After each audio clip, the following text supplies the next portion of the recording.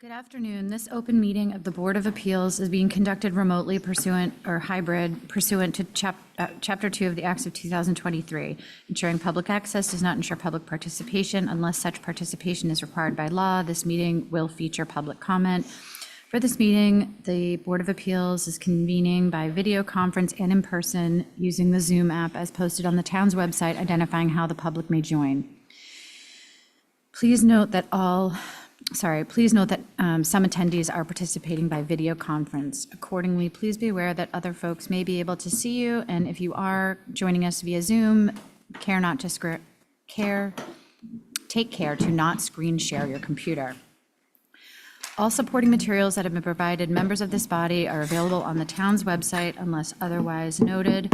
The public is encouraged to follow along using the posted agenda unless the chair notes otherwise.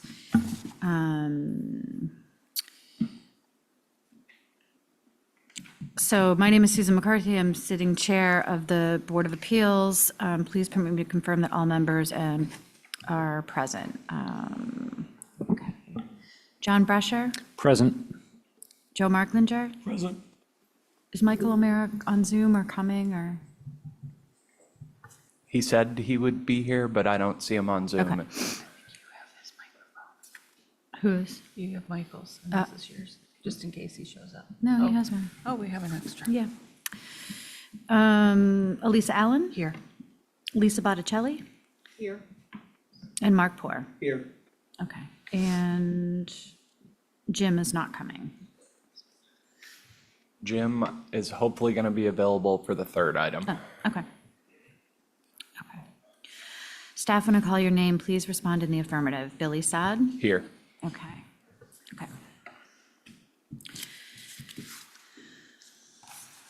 So this is the regularly scheduled Thursday, June 13th, Town of Nantucket Zoning Board of Appeals meeting. I'm going to call it to order at, it's 1:04. Would someone make a motion to approve the agenda as drafted? So moved. Second. So John Brescher makes that motion, Elisa Allen seconds it. Do I need to do roll call? No, we don't have Okay, any great. members on Zoom. Perfect. Okay, so all those in favor say aye. Aye. Aye. Okay, motion carries.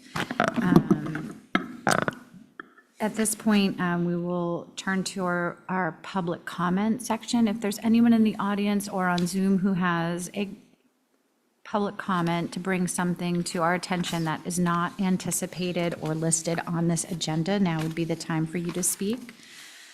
I don't see anyone in the audience. Is there anyone on Zoom with a hand up? No. No. Okay, so moving on. You have to do election of officers. Madam Chair, I thought we would do this after Can we wait? the committee meetings and appointments in July.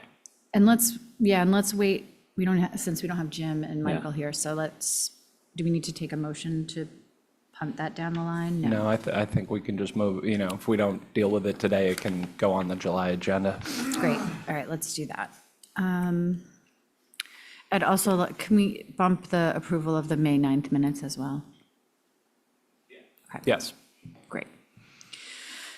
Okay, so turning to new business, we have our first application today is 12-24 Siasconset Neighborhood Association LLC, represented by, this is going to, requested to continue to July 11th. Would someone make the motion to allow that continuance? Sure. So move. Second. We have a lot on the agenda for July 11th. Does this? I was already factoring this in for the July 11th meeting when we had emailed. Okay, all right. Yeah. Okay, so all those, let's see, so we need sorry, did you make the motion, John? Elisa did, and I Elisa seconded it. Okay, sorry. So Elisa made the motion, John seconded. So the 4 regular members and Lisa will vote on this one to continue. All those in favor? Aye. Okay, so 12-24 is continued to July 11th. The next one is 13-24 North Liberty Street LLC, 13 North Liberty Street. Attorney Arthur Reade is presenting. Is Arthur on Zoom? Yes, I'm moving Arthur Reade and Steve Rothke over. Okay. And everyone, you have from the email, and Billy has handouts, if you don't have it yet, the HDC approval that was for this application, but wasn't, I guess. Okay, and Joe is recused.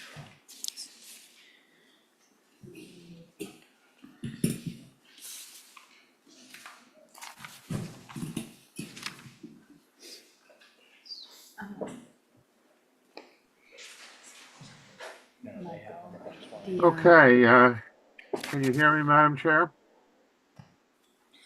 Sorry, Arthur, what was that? Can you hear me? Yep, now I can. Okay, good, thank you.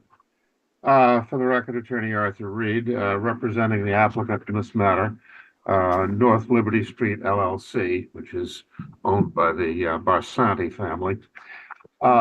This is an application for the alteration of a pre-existing non-conforming single-family dwelling constructed approximately 1929 per the town records, to alter it by changes involving, first of all, putting a new foundation under it.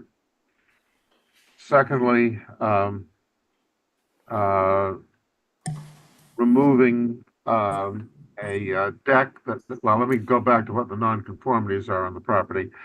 The existing house is 2.4 feet from the lot line, the easterly lot line. The deck that now exists connected to the property is 2.0 feet from the lot line. That deck is going to be removed. A new deck is going to be constructed over on the other side of the house, not within any setback area. So again, what we're doing is putting a new foundation under the dwelling, thereby altering it and keeping it within the existing footprint, which will not change in any respect. As mentioned, the nonconformity will be reduced by the removal of the deck. That basically is the project. And Steve Rothke, the architect for the project, is on with me. Again, this is an alteration of a pre-existing non-conforming structure, the standard being whether it will be substantially more detrimental to the neighborhood, and I would respectfully submit that there should be no adverse impact whatsoever upon the neighborhood. That's about it. Okay, thank you, Arthur. Anyone on the board have any questions for Arthur? Through Madam Chair, not through Arthur, actually just to Billy. Have we received any correspondence on this? We have not received any correspondence on this. Okay. And so the only setback infringement is this tiny little triangle on the western side, correct? On the eastern side. Eastern side, excuse me, you're correct, eastern side. Yep. And by the way, we have HDC approval and also Concom approval, since there's wetlands in the back of the property.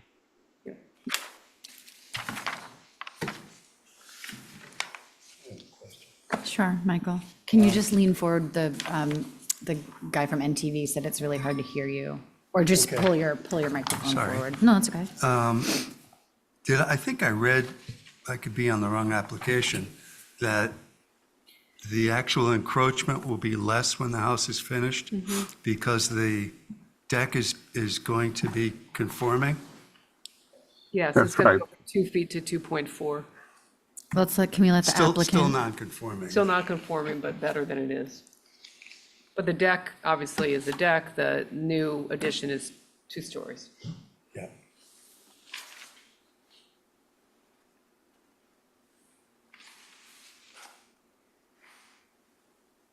Anyone else have any questions or comments? Okay.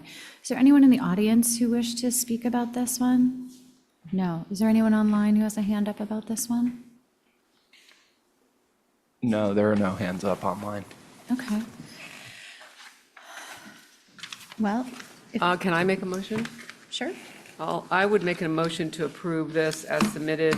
Is it in the area where we want to exclude work between Memorial Day and Labor Day?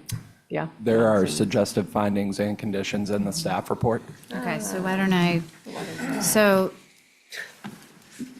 okay. So the finding would be that granting the proposed relief pursuant to bylaw section 139-33A 1A is consistent with the finding that the proposed renovations are not substantially more detrimental than the pre-existing non-conforming dwelling structure to the neighborhood and are within the spirit and intent of the bylaw. The proposed conditions would be: the proposed alterations and expansion shall be in substantial compliance with the proposed conditions shown upon the Exhibit A. The project shall be completed in substantial conformity with the plans approved in connection with the HDC Certificate of Appropriateness.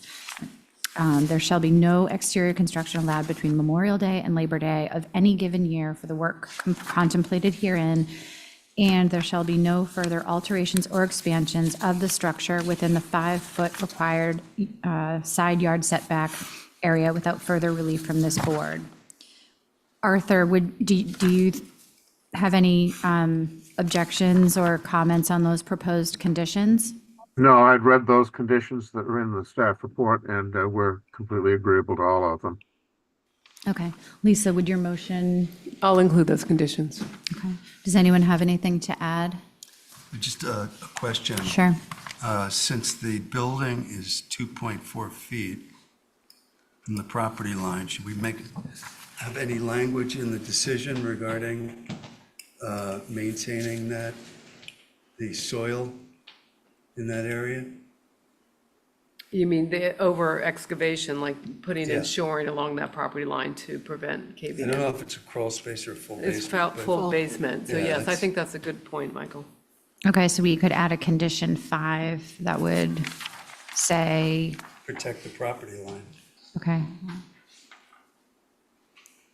Arthur, are you, Let me ask Steve if he has Okay. any comments about how that's proposed to be handled. Yeah, Okay. certainly amenable to that condition. I would just point out for the benefit of the board and its information is that this site slopes off towards the rear of the property.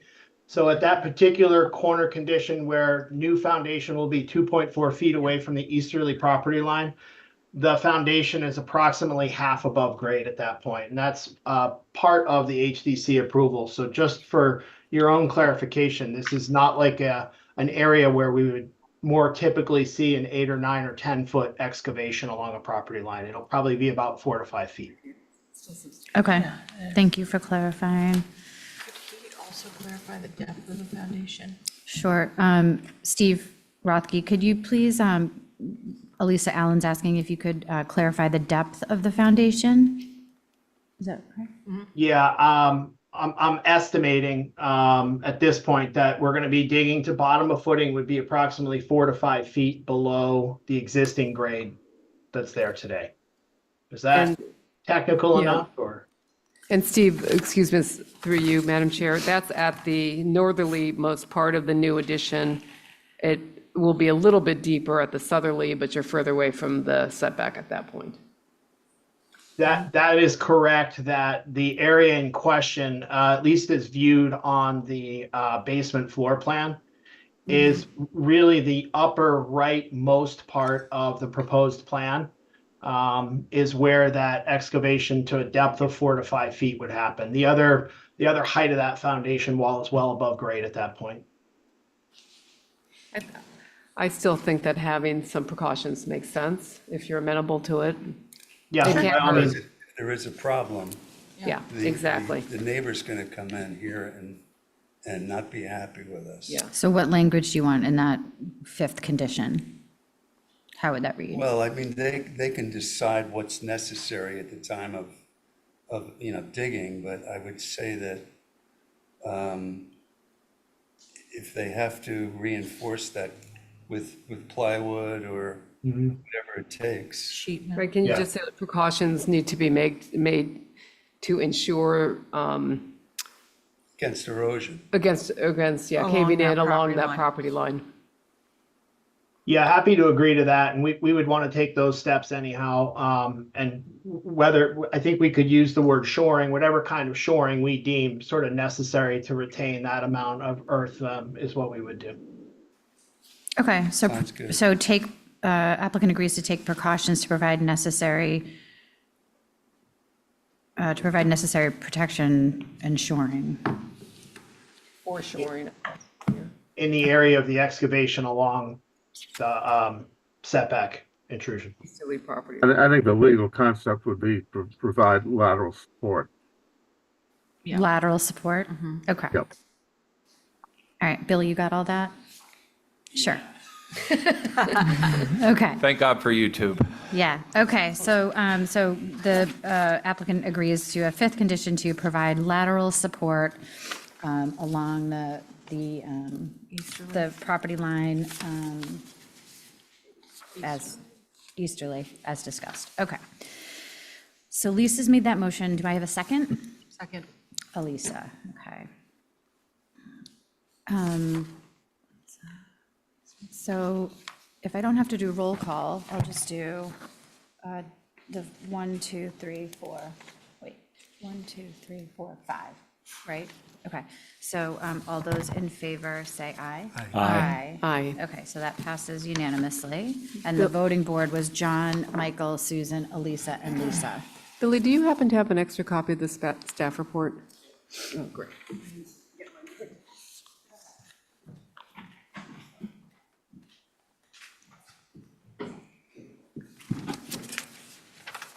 Does someone want to get Joe? Sorry. Thank you very much, board. Yes, Thank thank you you. indeed. Okay, great, thank you. The next application is 14-24, John P. Pearl and Lynn C. Pearl as trustees of the John P. Pearl Trust 2018 and the Lynn C. Pearl Trust 2018, and David A. Jackson and Cynthia M. Jackson, 10 Main Street and 1 Gully Road. Attorney Sarah Alger is presenting. Thank you, Madam Chair. I just want to point out the applicant in this case is actually the Siasconset Trust, Okay, and the owners are the Pearls as trustees and the Jacksons. okay. So I represent the Siasconset Trust. You're probably familiar with the trust and the work that it does out in Siasconset. It is a 501c3. It recently updated its strategic plan, and as part of that has determined that maintaining the core of Siasconset in its current configuration is important to its mission. And so to that end, it's set out to try to acquire and preserve as much of the core of Siasconset, particularly the commercial core, as it can. It's already closed, I think, on the bookstore, which is, or on the market, and the housing behind that. And they have another property under agreement that hasn't closed yet. And this particular center, Claudette's, the market, the bookstore, the post office, is very important to its mission. And we're trying to get a right of first refusal from the Pearls on the market, on the Claudette's structures, which is Claudette's and the little building next to it. Yeah, I think that's our plan. There you go. It's currently configured as a 2-unit condominium. Unit 2 on Gully Road, 10 Gully Road, is owned by the Jacksons. It's a residential structure. Unit 1, which is up on Main Street, is the structure that's owned by the Pearls and currently has that little thing off the side that was a real estate office. Is it a real estate office now? Jewelry store now, and Claudette's itself. I was going to say. So trying to deal with this as a condominium is proving to be challenging and difficult. It's hard to have a mixed-use condominium anyway, but in this particular circumstance, it just doesn't work at all. And as a result, we've come to you to ask for a variance because these structures do not predate 1955, so we don't have the benefit of being able to do the pre-55 subdivision. We're looking for a variance to allow the subdivision of this property into 2 lots with no additional ground cover or construction, just to preserve the 2 existing structures, but to enable fee simple ownership to be conveyed separately for what would become the Unit 2 property, the Jackson property, and then the Unit 1 property, the Pearl property. And Julie Mead, the executive director of the trust, is here, as are the Jacksons. So if you have any questions, they'd be happy to. I do have a question, and forgive me because I don't think I really understand. So they're owned by the trust? No, they're not. Oh, okay. The You're trust- representing the I trust? represent the trust. The trust is the applicant bringing this forward, but the Okay. owners are Or the people, yeah, okay, The got it. people. But the trust's interest in bringing this forward is to obviously maintain the character of downtown. What is, what guarantees do we have that the character will be maintained? Well, I think the trust has its word behind that. We'd certainly be willing to put restrictions on it, that it would be maintained in its current configuration and use. Only because obviously, once they go fee simple, they can be sold separately and they could be developed, particularly if they're not historic buildings. I think you said they don't predate 1955. They do not. So that would be my only concern. Yeah, I mean, we're happy to put restrictions on the keep it just the way it is. There's no intention to put this into separate ownership and then have them go off and Build a you know. two-story. build a 2-story whatever. They might even be two-stories. Michael? This is 2-story. Thank This you. is like Other than the form of ownership that's going to change, are there any other substantive changes that are going to be made? No, none are Okay. proposed. Thank you. It's just the ownership. we gotta put that restriction on. Madam Chair? Yes, John? Yeah. Yeah. Sarah, are the new lot lines going to mimic the exclusive use areas? That's the idea, That's yes. that's the intent in all of this? That's the intention, Okay. yeah. So we'd have, what is now Unit 1 and its exclusive common area would be 1 lot, and Unit 2 would be its own lot. Do we have a potential subdivision plan for that yet, or is that, sort of the order of operations would be, we would grant the variance if we're so inclined, then you go to We'd planning have, for the we'd have the A&R? planning board endorse the plan. I don't think we could get a plan endorsed without this relief, so. Yeah. Or chicken or the And egg. then, of course, there's nothing happening between the Pearls and the Jacksons, so we want to keep their ownership Sure. interests as close to what they are now as we can. I mean, for all intents and purposes, the way this condominium works is it's as if they were separate. Right. Anyway, it's really just a condominium in name. But do you know, just out of curiosity, what the 2 lot areas will be, what the ground cover will be, I mean, obviously, there's some side yard setbacks we'd be granting variances for, as well as the 2 separate lots, correct, in this whole process? I don't think so. I think, The 2.4, I think that's what it says. see, that's all, like, we're not creating that, so I don't know that we would need, Oh, because it already exists as part of this one bigger lot. because we it don't already need relief exists. for And it. I'm reasonably certain we're going to be okay on the 5-foot side yard setback on. You're close, it's 4.49 along Gully. Yeah, I just want to make sure the plan has everything, that we understand everything that we're, yeah, we're not granting. proposing any change to the existing, obviously, lot area is going to stay exactly the same. That's the 5,565. and the connected deck to the McKeldery lot will remain. It looks like a deck connects those 2 Oh, structures. is that deck even still there? But I mean, it exists today. I But does just- it exist all the way to what is now the, okay, Yeah. so that would stay. That would stay too. Not that that is a change, but okay. Madam Chair? Yes. Not to John? overthink this, but I am. If we grant this via variance, are these structures non-conforming now, or are they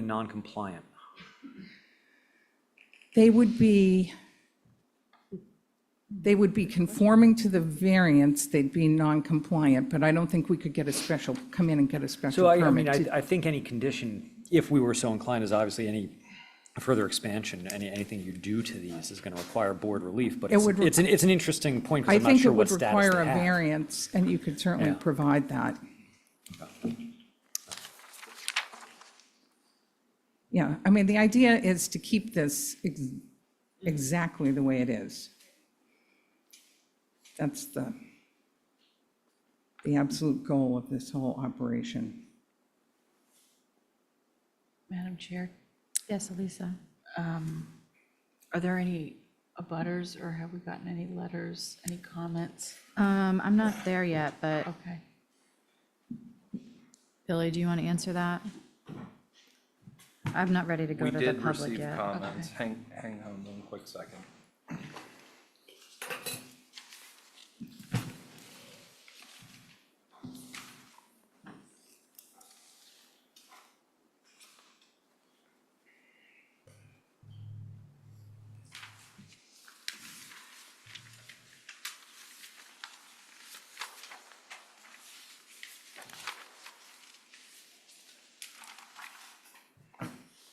I don't see any. I'm sorry, I didn't include them in the packet. They did have a letter of support from a group of neighbors. It was signed by Mr. DiMartino.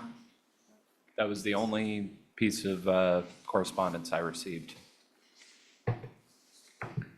We did go out and have conversations with as many of the abutters as we could, and I believe that, Can you just come, sorry, to the microphone and introduce, but then Sarah, I have a question. Sure. But go ahead. That's okay, go ahead.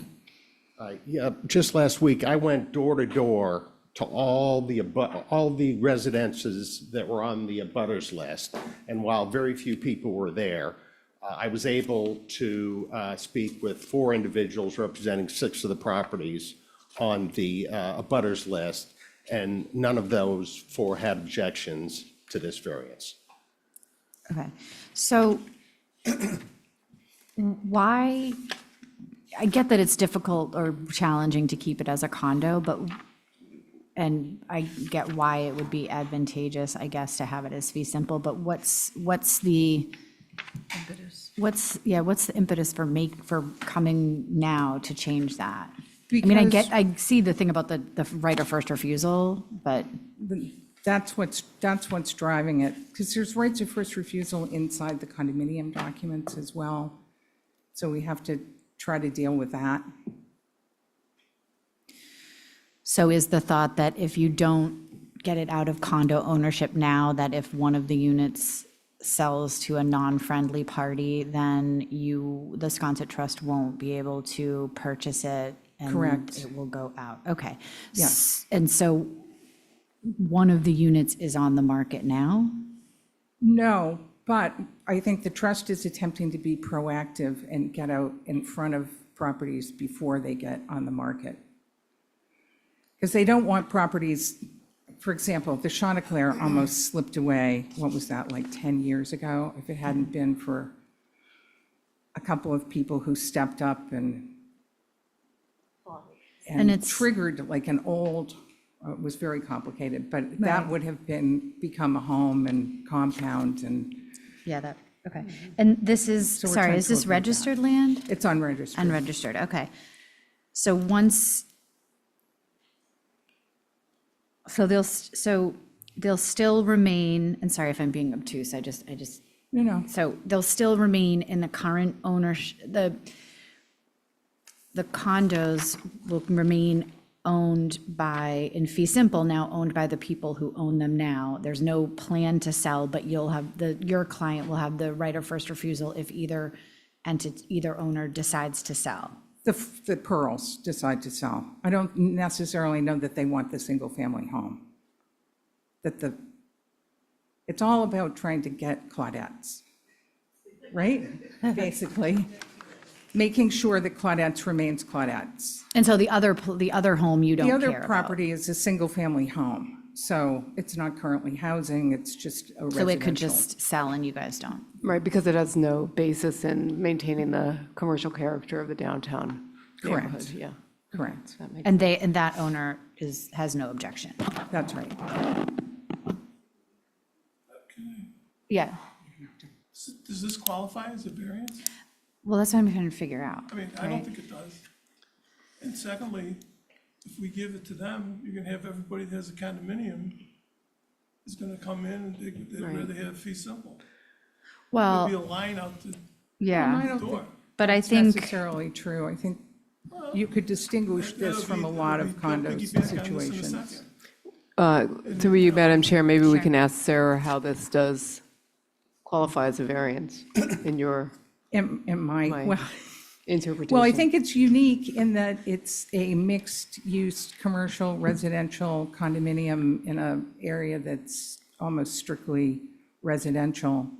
And the right of first refusal to the trust is important to keeping and maintaining the character of Sconset, which I think is a unique character of this particular land, and the fact that it cannot be otherwise divided in a way that would work.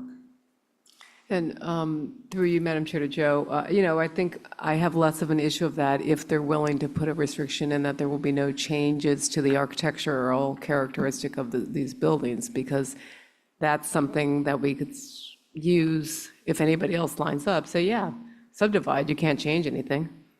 I understand that, Yeah, but I still don't think it qualifies as a variance. because, well, I think we could get to, we would have to find, right, we would have to find that specifically owing to circumstances related to Soil the shape of the structures and especially affecting the structures, but not affecting generally the zoning district in which is located, which Sarah has said is typically They already have residential. separate ownership. Well, they have, the condo owns it, they have interest, they have a percent interest. But, It may be able to latch on to the shape, because it is a very unusual shaped lot.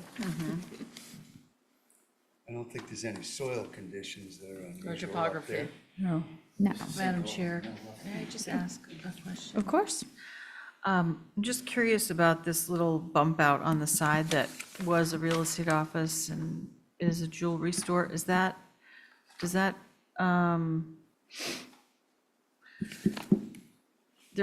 they lease from Claudette's? Is that, That's a lease from Claudette's, from the Pearls. It's been a variety of things. It was a real estate office, then it was a clothing store, then it's back to a real estate office, now it's jewelry. okay, thank you. Is, in this zoning district, is condo ownership allowed by right? Or is it something that is now non-conforming? I think with the commercial, it's allowed in VN. So that's what this is VN? It's VN now, yeah. So, so in VN, commercial use is allowed, condoing commercial use is allowed. believe so, yeah. And mixed use condo is allowed. I believe so, yeah. Okay. Maybe not exactly the way that this particular one is configured. I didn't look. Because I think that would, right, that would give it some kind of reason for variance, uniqueness. yeah. Yeah. Would residential condominiums be allowed in the VN? No, I don't think so. Not solely residential, okay. Yeah.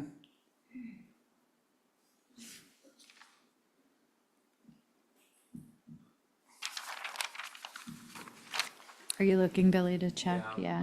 I'm just Sorry, curious. I'm currently looking at the zoning chart to try and find Okay. condominiums on it. That's under, I think it's in the definition section. Is where it lists the zoning districts? I think it's in definitions. You know, Madam Chair, Yeah. I mean, it seems to me that we're doing something that's a slight inconvenience for what their current condition is for the ownership, but we're gonna set a precedent where other people are gonna be coming in looking to do the same thing. I mean, I just don't think it's that much of a hardship that I can see. Is there a legit concern that the person that holds the right of first refusal is going to exercise it? And I think, yes, there is. And I'm not sure we're going to get the right of first refusal, to be honest with you. what'd you say? I'm not sure we can get the right of first refusal without this relief. And who's the person that owns that we're talking about right now? Well, Pearl owns the front commercial use and the Jacksons own the back.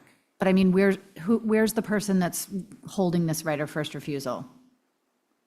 Would be the Jacksons hold the right of first Are the refusal on Jacksons here? Pearl, and Pearl holds the right of first refusal on Jackson. So I'm confused then. So you have a right of first refusal if Claudette sells, and you're not going to give it to the Sconset Trust unless you get this variance? Am I right there? Well, the trust wants me to subordinate, they've asked me to subordinate my right of first refusal to them so they can accomplish their mission. So then I would own a condominium as it's structured, as it's defined now, with 2 right of first refusals on it.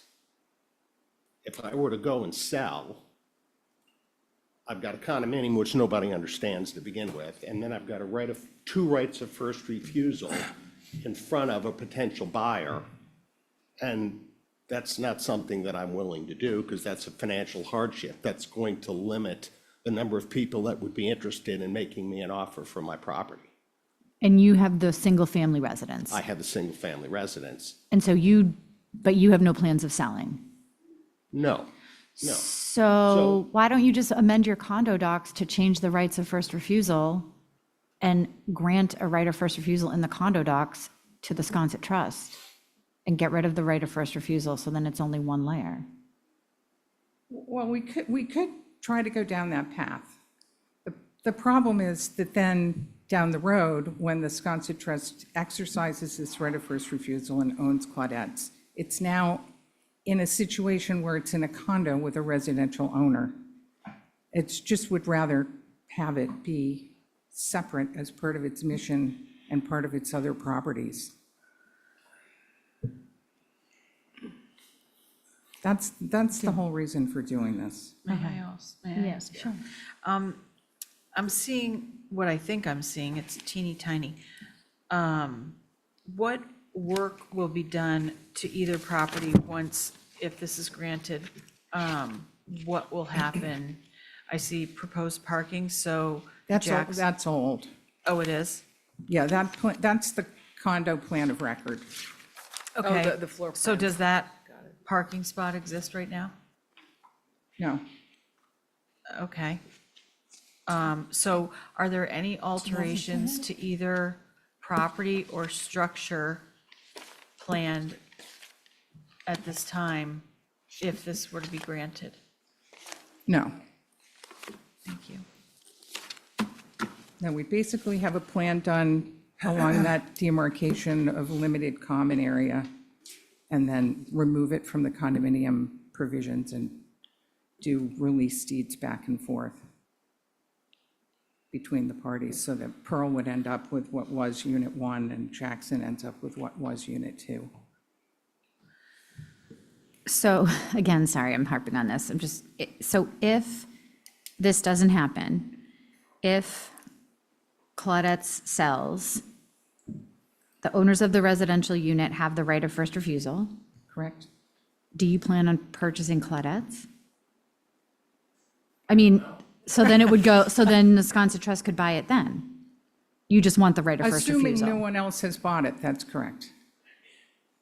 But isn't that the purpose of right of first refusal? That's Well, right, so, Yes, so but this if he- gentleman has the right of Right, first right. refusal. If he So if he doesn't says enact it, no, then it If he wouldn't go to says the no, Wisconsin he could Trust. assign it, he could have sold to someone but else. his right of first refusal only comes up, I mean, once it was listed, I guess, but also once an offer was made. Right, So if you made an offer and he doesn't want it, then, And- then right. his right is exercised and you buy it. that's correct.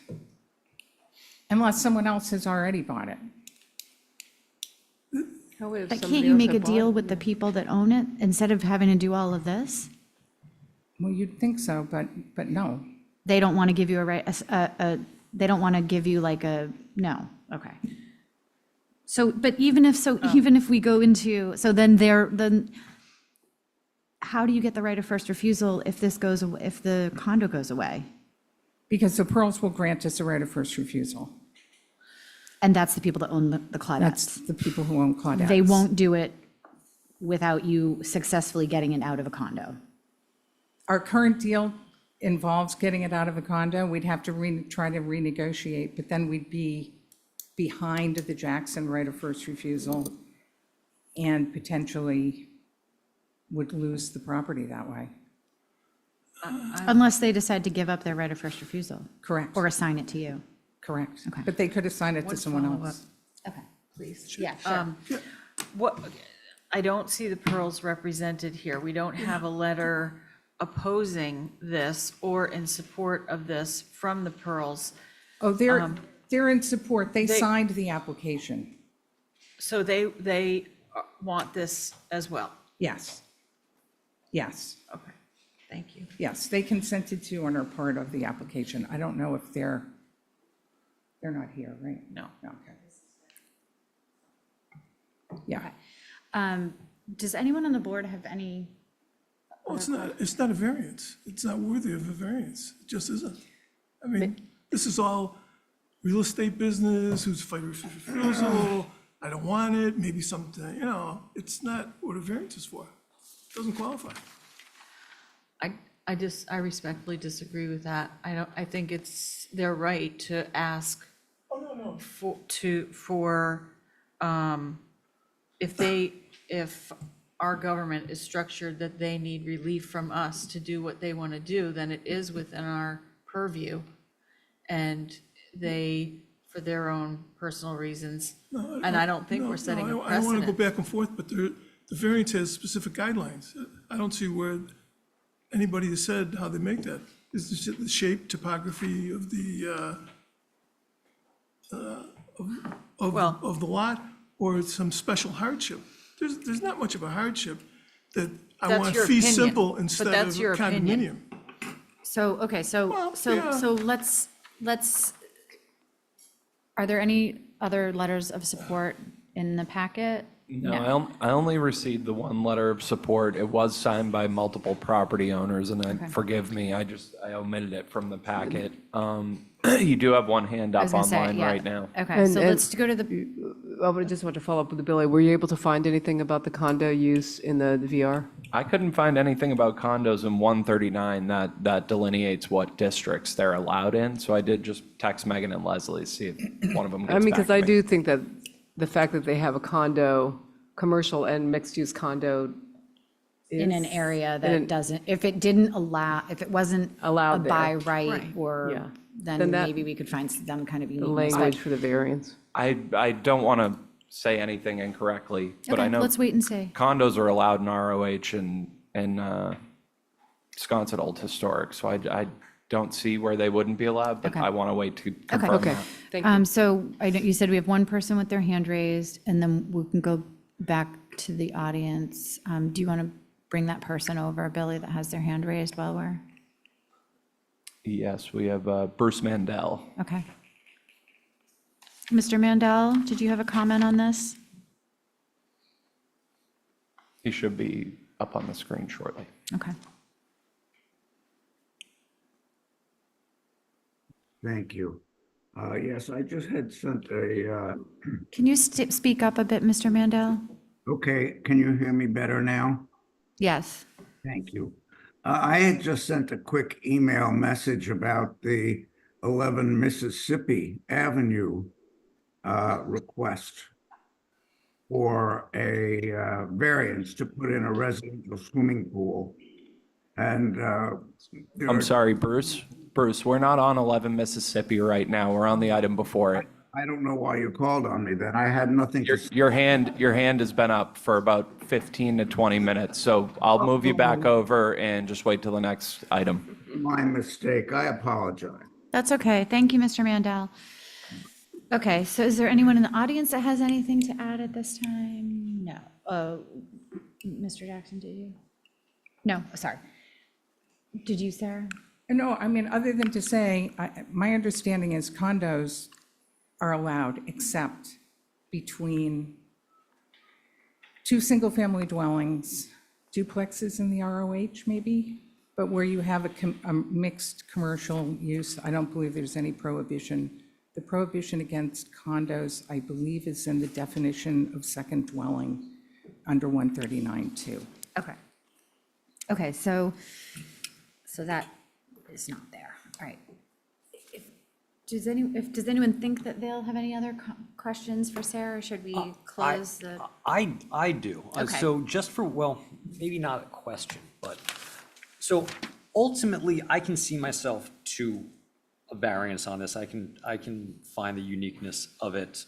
I'm generally okay with that concept. The issue I think I've got is, I don't know that we can give a variance without seeing the site plan, because I don't know what exactly we're giving a variance for, other than to say like, yeah, it's going to look like the way that it does on the old condo plan from 1980. That's my, and I realize it's a chicken or the egg discussion, Yeah. because you're not going to get us that plan until basically you can go to the planning for the A&R. So I'm still reluctant to just give the blanket variance, but I'm conceptually in favor of a variance, but I feel like we need to know what we're granting. I think if I knew that the variance was going to be granted, we could continue for a month, I could come back with a plan that shows how it's going to be divided. It is going to be just along that demarcation line, but I could show setbacks and ground cover. I and- think that would be helpful, especially, I think you're right that the, what would be effectively the side setback between the two properties is not, you aren't going to be in violation, but it would be good to have it dimensioned between the, Between the unit 1 and the between unit 2. yeah, that area between unit 1 and unit 2. I'm not sure about the southerly stairs on unit 1, how close they're going to be with that common area line. Yeah, and I think it's okay, but, I mean, I'm happy to come back, but I don't want to go and spend all this Sure. money on behalf of the trust unless I have some sense that this is going to be Can you do, okay. even getting a sketch plan would be helpful. Yeah. Because I do think it is a variance, and having something in the plan that is from a surveyor, showing the ramifications of it, just lot area, ground cover, I agree. is important. Michael, do you have any comments on this one? No. There is a legend on the old plan from 1980. Yeah, but I don't know how it divides between the two buildings. What do you mean? Yeah, it's not clear, you The can't ground really cover, tell how the- much, it's about 50/50, but it's very hard to tell because of the shape of the land, obviously. And what each building covers, and is it 40% there, or 50? It's still 50 in SOH, It's, right? it's still 50 in SOH, but we're I mean, not I in think those- SOH, we're in CN now. But I think those VN. things should be hashed out with the Jacksons and the Pearls before. But No, I think we have to vote on a plan that shows. No, that's what I'm saying. Like this says what it, this is from 1980, that's what the condo was, but ultimately when they go into fee simple, like they have to figure out how they're, We're just going to draw a line down that demarcation line. yeah, but like, so the proposed parking, there is no parking. That's not there, so that won't just. Right, won't so be they'll shown. have to figure out if they need parking or, I don't know. Right, because there is no, well, they don't have parking now, so they wouldn't. Is there off-street parking there? they probably- I'm just saying, like, there's conversations about details that need to happen between the two Okay. owners to agree just a upon what it plan. is they're agreeing to, other Sure, I than, mean, if it would help, I can certainly come back with a plan. yeah. And for variance, you need, it's 4-1, right? Yes. You need 4 Yeah. yeses. Okay. Yeah, I think they're, It would be nice if the Pearls were represented. well, I think they are by They Sarah. are. They signed the I'm representing application. them. They've consented to Sarah Yes. to represent, so Oh, okay. Yeah. it think does, there I was agree, it even seems a odd that letter they're not giving their voice, but filed they're to that giving their effect. voice through Sarah. I would not have filed this application did I not have the authority from both Pearl and Jackson. This is very important to both the Pearls and the Jacksons, as well as to the trust. They're not here. I mean, Well, so they it's don't have, important, but they don't have to be here, but I will say, and if it is important to them, but it seems like the request for variant, like, there's a way to do this if everybody really in their hearts felt like we want to save this, commercial use and for the trust mission.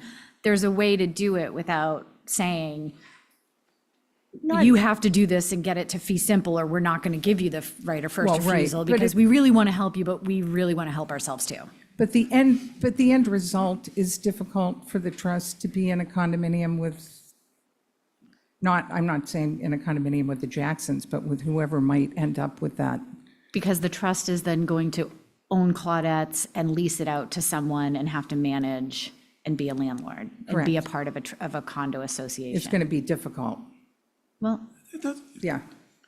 I mean, yeah. I mean, it's a slight difficulty. I'm sorry, but, I mean, come on. It's not what a variance is for. It's like, it's going to be some paperwork. well, it kind of is what a variance is for. but No.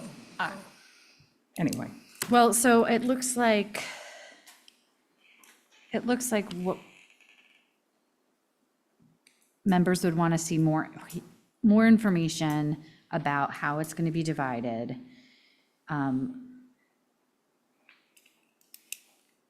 I would be happy with just a plan showing yeah. everything. I can come back with a plan in July. When's your July meeting? The 11th. Fun. It's it's a heavy agenda. Just saying. Just putting it out I there. mean, but I'm happy to come back with a plan at the July 11th meeting. And anything else that you want, I'm happy to come back with as well. Well, whatever restrictions are going to be proposed to maintain the integrity of this, Okay, Yeah. of the structures that are there. all right. I mean, I I'm mean, thinking, how do the Jacksons feel about restricting future development on their property without having to come back to the board? No issue? Well, I don't know the building off the top of my head, but you could go up. You can go up, yeah. Anyway, You'd I put would like, like to are see you what talking that. like similar to like a conservation restriction or like something come that up would? with- Yeah, I mean, the whole reason that I could see my way to this is because of the uniqueness of the situation. But, if it is all about saving Claudettes, that's one thing, but somebody else is getting a benefit from this too. So I think that there should be some Right. restriction on that piece yeah, of property as I well. can come back with a set of agreed proposed restrictions on our part and a plan, for sure. Okay, Madam Chair, yeah. I apologize to everyone in the room that I didn't think about this earlier, but there's 7 people at this table. John Pearl is my grandchildren's great uncle.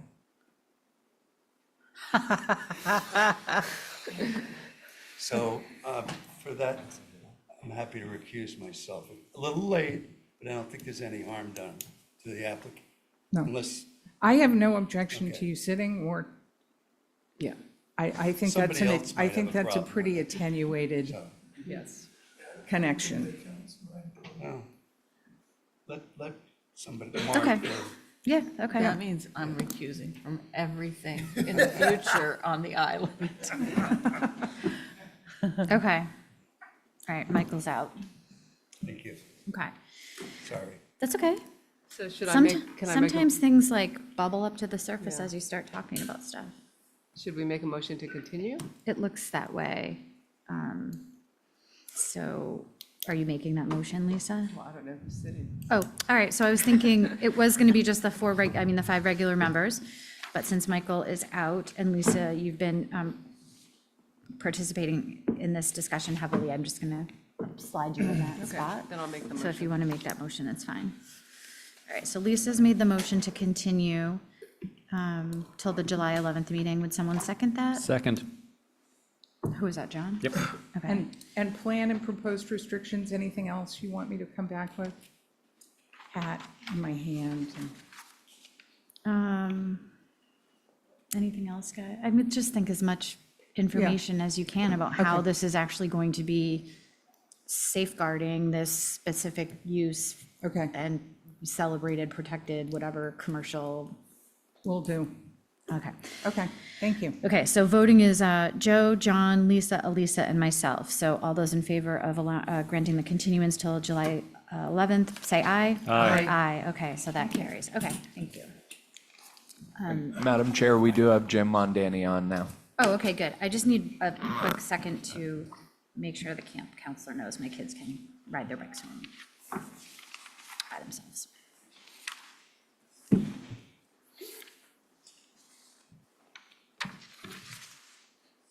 I'll come get you. Okay.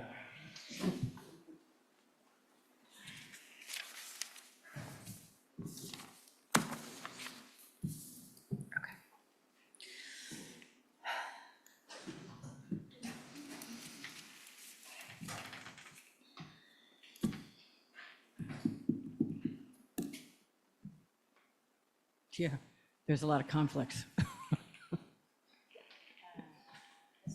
So I think what's left is what I have. Did we just take a break? No, they got, one's the attorney, one did the plan. Oh, okay. Yeah, so we 1, have 2, Jim 3, here 4, online to and make Jim. 5 members. Okay, perfect. Oh, right. We are good. So, okay, moving on to our next is 15-24 11 Mississippi LLC, 11 Mississippi Avenue.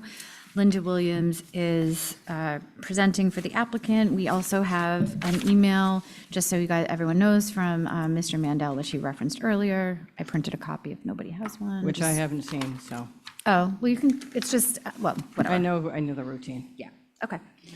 All right, so Linda, you have the floor. So your board, it's us and Yep, Jim. and Jim. Yep, okay. For the record, Madam Chair, Linda Williams, for 11 Mississippi LLC. I gave you all the information I had. It is a 15 by 30 pool, so it's not the usual 18 by 44. It has an auto cover. I gave you the thing from Waterscapes, which listed everything that they're doing, bluestone patio. They've rounded some of it to soften it. The pool equipment is more than 20 feet away from the setback attached to the shed.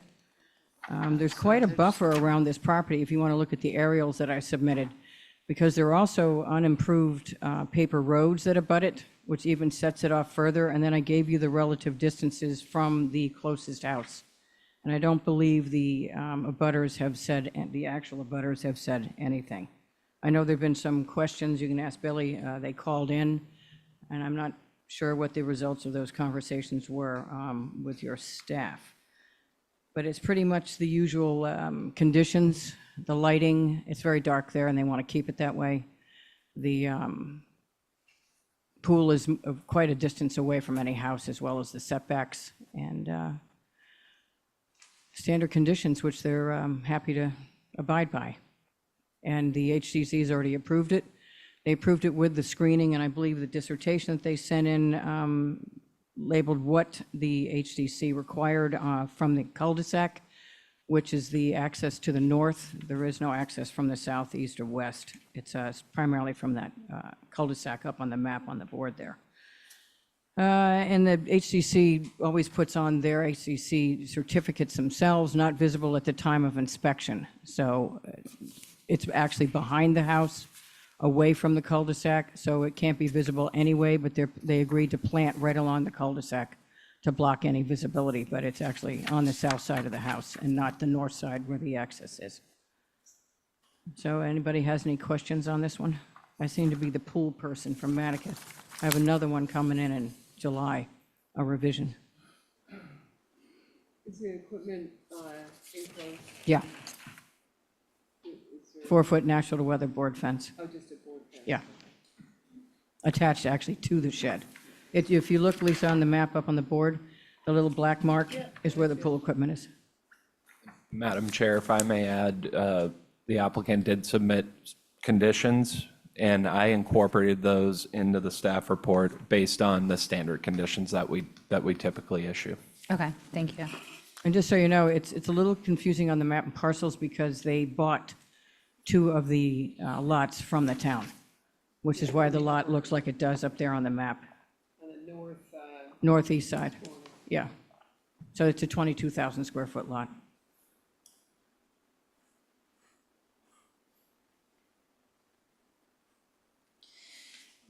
Are they willing to, because I know in the past we've talked about enclosing the pool equipment to minimize the noise? It is, it's a 4-foot natural weather board fence.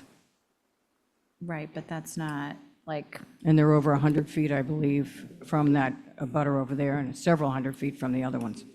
okay. Michael, you know about that stuff more than I do. Do you think that's? Yeah, I mean, there's pool equipment available that's very quiet. Yep. You pay for it. Yeah. So I don't think we've ever required that. You did on one of my other ones, and we could do that on this one. It's the same company. We can do it again on You're this one. offering? Yeah, Yeah. let's do it. Okay. So that you're offering to have what is it? Low volume. Low decibel low is what we've decibel. Low used in the decibel. past. Yep. Okay, thanks, Linda. I'm sure that will make Mr. Mandel happy because that was one of his concerns. Yeah, and we used it on another pool out there, and it worked.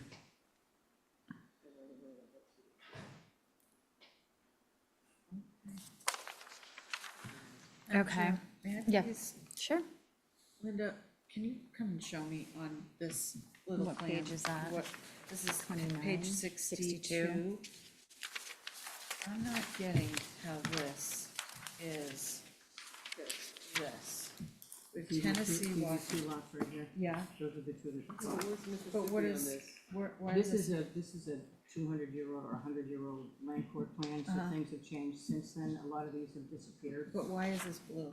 because those are the lots that are actually incorporated in here. I They were all see. 2,500 square foot lots back in the day. This is a very old land court plan. Oh, I just wanted to show I you was just looking what it for was. Washington, Tennessee. No, you're not gonna find Utah, that anymore. Mississippi.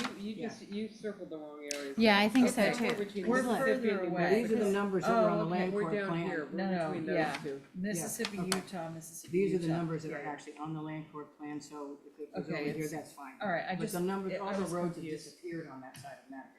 All right, so this is blue is just not correct, the Well, highlight. it is when you look at the numbers, but if it's over Okay. here, it's fine. But it's the same Mississippi- configuration.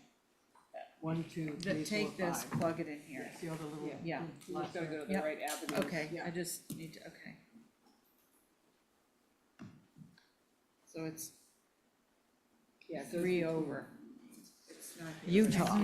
Yeah, That's right, it's in 140. yeah, something wasn't driving. And a lot of the roads have been the yard sale thing already. Yeah, my next, may I ask another Yeah, question? yeah, Is the pool coping and pool surround flush with the current? Grade? Yeah, It is, it's not raised? no, Okay, it's a pretty flat lot. yep, I saw, yep, Yeah. I saw that, I just wanted to know for sure, thank you. And it has an auto cover on it.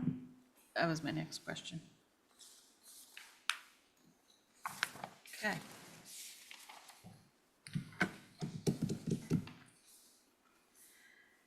Do we do a standard, so, Hold on, so hold it's, on. it's here. No, not here. I know. But I yeah. guess land court numbers are there. Madam Chair, I have a question.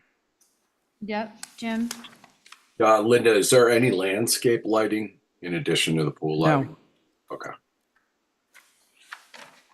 They like it dark, and they're in between everybody with a fair amount of space around the house, and it's quite nice at night.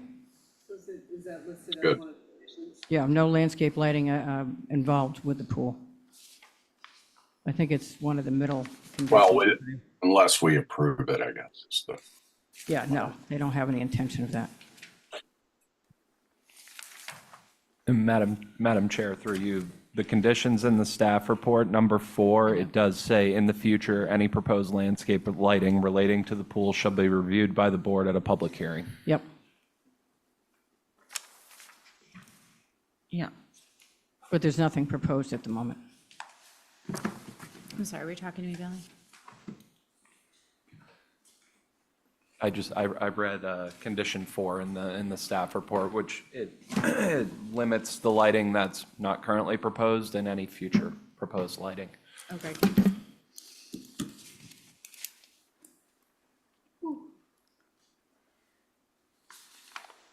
No hot tub. No.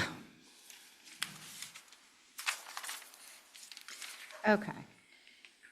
Did anyone have any questions, more questions for Linda or additional conditions to suggest for this? no. I know Mr. Mandel probably has his hand back up if or he just wanted to make sure that we saw his email and read it. It was hard to hear him. I'm happy to read it in. All right, now Bruce has his hand up, but he took it down, so maybe if you read Okay, it, I'll I read think it, that then we might can say. suffice. Okay, so Mr. Mandel sent us an email on Monday saying, asking with some pleasantries, but saying, can the VR approval for the pool at 11 Mississippi have as conditions that, 1, in order to reduce noise for neighbors, the mechanical equipment enclosure must be fully enclosed, be soundproof with adequate soundproofing insulation and covered. Can't be covered, okay. And so I feel like we address that, although we can ask Mr. Mandel how he feels about that if he wants to talk more about it, but the low decibel pool equipment, and it's enclosed by the wood fencing, and it's between 100 and 200 feet from the abutter. And 2, prior to first use, the pool shall be buffered, this is a suggested condition. Prior to first use, the pool shall be buffered from view of other properties and public ways by mature, non-deciduous, indigenous to Nantucket plantings at least 4 feet in height when planting. And he says these 2 conditions are what and I asked Billy, that mean like the Mattocket Association, the Mattocket Conservation Association has been requesting as each Mattocket pool permit comes up for review. If these can be added to the usual conditions, it would be appreciated and it would cut down on correspondence like this. Please let me know. Thanks, Bruce Mandel. We have that in Just let here. me finish, Linda. So when we talked about, for number 2, I think we talked about where the HGC requires that it not be visible at the time of inspection, and you said that you were doing plantings to further protect the view from the cul-de-sac. I saw that there's some natural or indigenous plants on the landscape plan. Do you want to try to address his comments about the maturity, indigenous, and height? They are year-round plantings. If you want to include this as. Is one that of the waterworks? Yeah, if you want to include that as one of the exhibits, that's fine, because it specifies the year-round plantings that the HDC accepted. Right, because it's also, the HGC is at time of inspection and in perpetuity, I believe, usually. But I don't really understand where they're going, like the plan doesn't show it. Is it the blob, the green island that's shown off the cul-de-sac on the picture on Jesse's plan? Because we don't show, I don't know where the planting's going. They wanted it right on the cul-de-sac. Right, so the cul-de-sac is way up here. This doesn't show the cul-de-sac. But is he sort of pointing to this? See, the cul-de-sac comes in from here. If you look at the other Well, side, that's the man, look at the other side. Yeah, here's the cul-de-sac. Yeah, So it has to go all around here. right, but he's showing them here, right? Isn't that an arrow pointing to that? Look at this one. Here's the driveway coming in. So I think Driveway they show comes it. in here. I think they're showing And the it. cul-de-sac No, here. he actually has to do it right here at the cul-de-sac, so this whole corner. Where does it say that he has to do it there? That was on there. It just says planting buffer to screen cul-de-sac, That's what I'm saying. but it's shown by the As shed. an exhibit, so we're- What page is that? This is the shed. Yeah, I know. This is shown by Yeah. the shed. It's Right. here. So it's not shown here. Yeah, that's why I don't think it's is- at the cul-de-sac. Motion to approve through staff with softening the edges of the pool and extra indigenous vegetation to screen from the cul-de-sac. I think you can see where they've pointed on the aerial. It's on the minutes, and the minutes are gonna tag Yeah. the, It's so that Yeah, if no, you're I- on I the s- cul-de-sac, it's gonna be something right here. it's covering it right here, but it has to cover it from the cul-de-sac. Their There's a shed parking, here anyway. between their parking and the cul-de-sac. Yeah. Okay, maybe we should state it that way. Maybe we should get a plan that shows it just Yeah, for. vegetation between. Can you yeah. do like He's a, gonna tag it anyway, if it's not where it's supposed to be from their point of view, you Uh-huh. can't get a sign off. So we could just, Just say. Say it. HDC in the minutes. Or we can just say whatever we want to say. yeah, we could just say You can say it vegetation from the between. cul-de-sac. So where, between- show me what So Linda that's was the saying. cul-de-sac, Yep. this is parking on their property, Yeah. and she's saying that they are required by HDC to vegetate in here, but on the plan, it only shows vegetation here. But This if is the we- plan you're looking at. yeah, you see that little Yes, box? we're overlaying that is that, but then we're saying that we're not seeing on here Yeah. that this has to be vegetated. But Linda's saying that the HDC has dictated and is making it mandatory Because for this is them, Mississippi? Yeah, well, that's Well, it's sort of, but not. a shared. This is how everybody Okay, gets because to that's it. not what this says. This says extra vegetation to ensure no public view from Mississippi. So I That's way think, over that- here. I think the I get that, vegetation- but I'm the saying it minutes doesn't. say the s- cul-de-sac. Correct. That's where it has to be. Right, but then there's like the minutes and the decision and the plan, like they should all say the should same all thing. So if coalesce. we, Yeah, this is the only reason I want you to do Okay. this as Exhibit A, because it clearly states where it has to. May I just ask for a site plan that shows where the vegetation is going to be at part of the exhibit? I don't mind granting approval based on getting a site plan. That, is that a scale that shows us exactly where the vegetation is going to be? That includes the Cul-de-sac. cul-de-sac. yeah, got it, yeah. Yeah. Because it's totally It's confusing. just yeah, because that, otherwise you have to put four different things Yeah, together, no, like yeah, just, yeah, it that's- should all be yeah. in one place. yeah. Okay, Welcome to my world. well, this is your world, this is your application. Well, I didn't do the plan, but I would have done it. Hi, Madam Chair. Jim, do you have something to add? A cul-de-sac. Yeah, I just, if we do follow what Mr. Mandel is requesting, Still, and I it, want- Yeah. indigenous or native plantings, some of those items listed there, I don't think are native. So Okay, my understanding is Cryptomeria is not, it's Japanese Asian. Yeah. The viburnum, we need to, there are many viburnums, so we need to specify like arrowwood viburnum or something that's native here. And then same with the other comment regarding cherry trees. I mean, that runs the gamut as well. There are native ones and there are other species. So they need to add that. Well, the normal, Madam Okay. Chair, the normal condition that I always put in is year-round native plantings, without telling him what plants. That's not something the HDC has any right to do either. no, but. So Yeah, what it is no, is I know, year-round I know. native Vegetation. What I Jim know, is I saying, know what Jim we're is, walking a fine line there, Linda. I agree. But if Yeah. we agree with what Mr. Mandel's asking for, and I'm in agreement with that, then we need to make that clear that only indigenous species of those can be planted. Yeah, and native, with the year-round on it. Maybe we could say So mature, year-round vegetative native screening is the language normally. starting Where- at 4 to 5 feet. where is the, which condition says, sorry. I think we've, Yeah. Here's where. it Billy, lists- do you have the number? no, I mean, which condition on On Billy's ours thing. Oh, I see. Says Oh, what? says about the plantings? We didn't, on we number didn't have seven. it in there on, or did I? Well, No, it's I'm so number sorry. F. I don't know what read it number you wrong. have. Because usually we do have something that's in conformance with the landscape plan, right? Well, the HDC approval. Well, we have The location of the pool, pool equipment, and landscaping shall be installed substantially as shown on the site plan attached here to as Exhibit A. five. So I Oh, think. okay, that's what I was looking for, I think yeah. an updated site plan would answer that question. And also, your other one of the conditions is that it's in conformity with the HDC approval. Yeah, and also number 7, I think reads correct. Somewhere along the way, somebody said covered, and you really You can't. can't cover No, it's it. not going to be covered. That was Okay. what Mr. Mandel was asking for, Okay, but got it. she agreed to the low Yeah, decibel. It can't. Yeah, and the one, So- one so- sentence on there would be the low decibel. So, so Linda, you are going to give us a new Yep, plan showing Landscape. all the landscaping, including the cul-de-sac, and it will be indigenous. year-round native vegetative plantings. I think native is probably the Yeah. better nomenclature. Native is the word we need. Native, okay.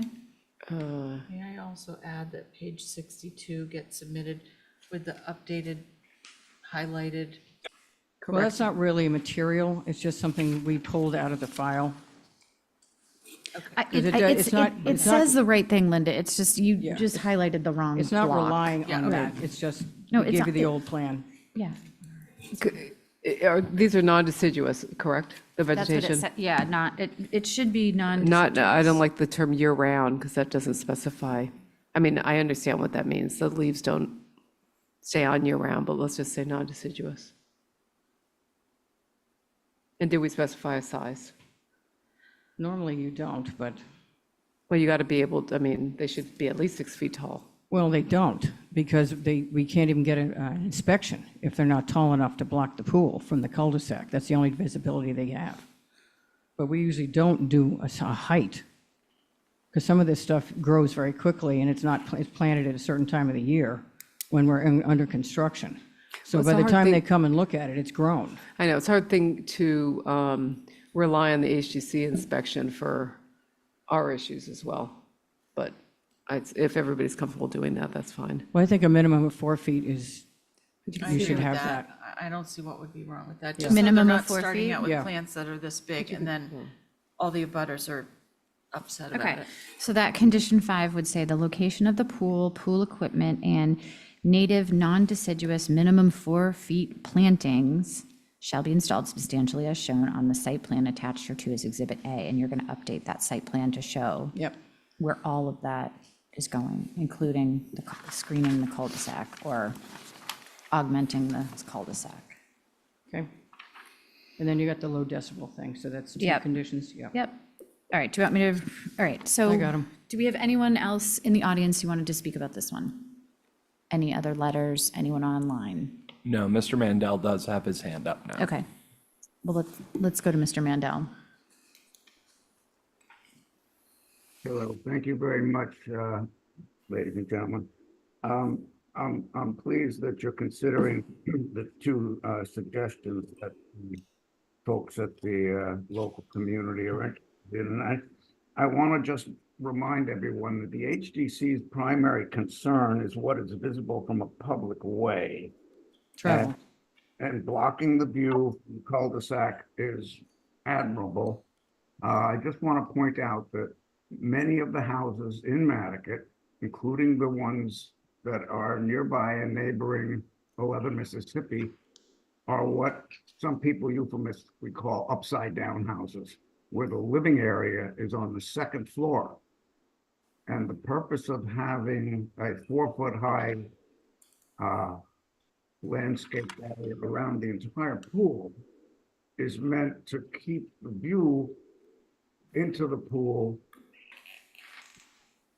not blocked, but the line of sight is protected by those 4-foot-high trees or whatever you want to call them. And so that's the purpose, is to maintain privacy and quiet in the area. And I'm pleased about the low decibel equipment, although I'm not sure that what that means in terms of decibels. It would be helpful to see the specs on the equipment, but I'm not asking for that in this particular application, but in the future, I think it would be very helpful to have that. So I thank you for the conversation and your consideration. Madam Chair, can I just clarify something? quickly? One thing I wanted to say, I think, Mr. Mandel, we have spoken about specific decibels in the past, but usually that's when, if it's like air conditioning or other things, it's when there's a really tight Annoyance. neighborhood. Yeah. Yeah, like the other houses are really close. Just to put Bruce's mind at ease, the house to the north is blocked by this house, and it's 269 feet away from that road. The one southeast is 170 from the house. The other one in the southwest is 170 feet, so the option of looking into the pool by any abutter is going to be pretty tough. They have to airlift and put a drone up there to see in it.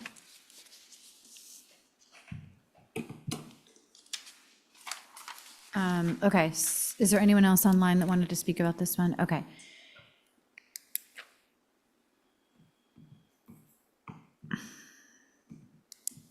Does anyone want to make a motion on this? Or do you want me to, continue, right? you want to continue until you No, get that plan? it was through staff, wasn't it? I'll make a motion to continue with. Weren't you going to do it through staff with the new, I just did that one for Leslie. You did it through staff rather than continue for the screening plan. Madam Because you guys Chair. are going to see it. I don't have a major issue doing it through staff with a plan. I mean, just to save time before we sign it. If we're not happy with the plan, we don't Yeah. sign So it. motion to approve with the Exhibit A, just Exhibit A, new site/landscape plan, and a properly worded order of conditions or list of conditions. well, Billy will, Yeah. And the low decibel, Question on the motion. the low Sure. decibel equipment. But Linda, like if the plan comes back and it doesn't have all the stuff, like we're going to be looking closely at it. And I don't, because we've had this a few times where you come back with a plan and then it doesn't have all the stuff and then we have to do it again. And so, We'll do it.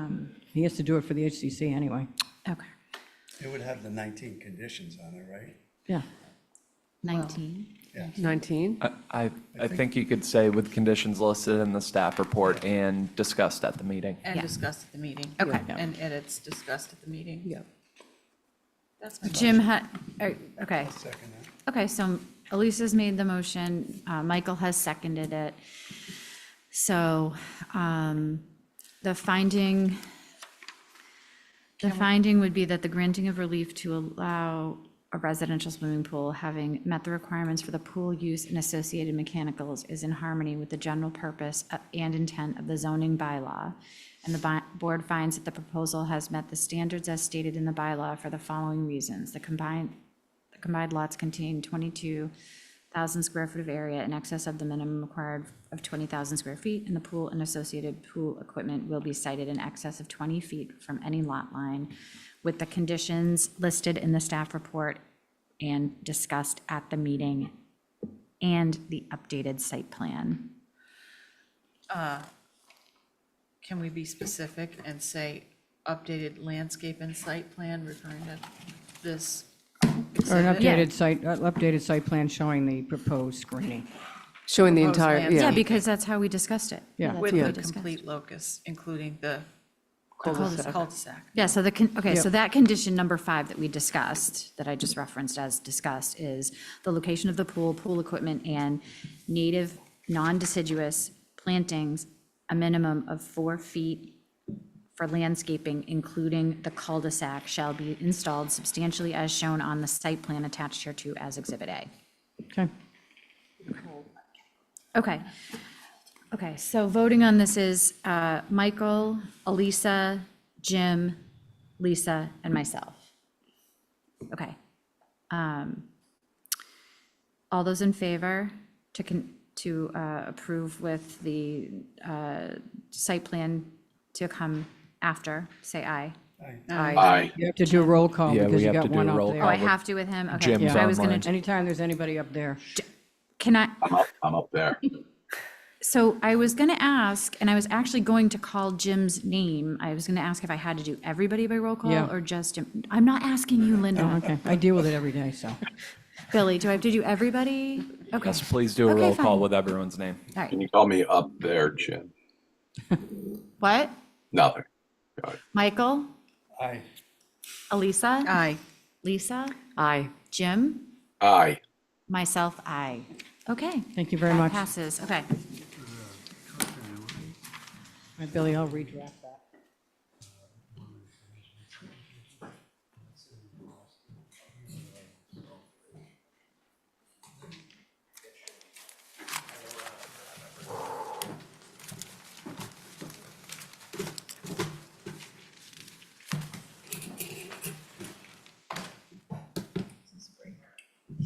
Okay. I'm gonna run the ladies' room.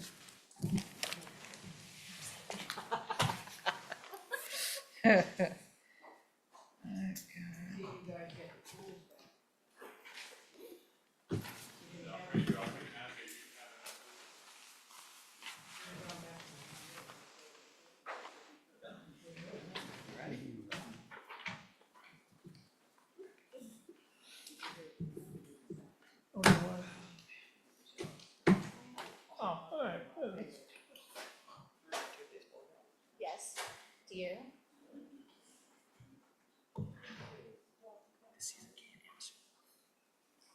We still have soccer practice and.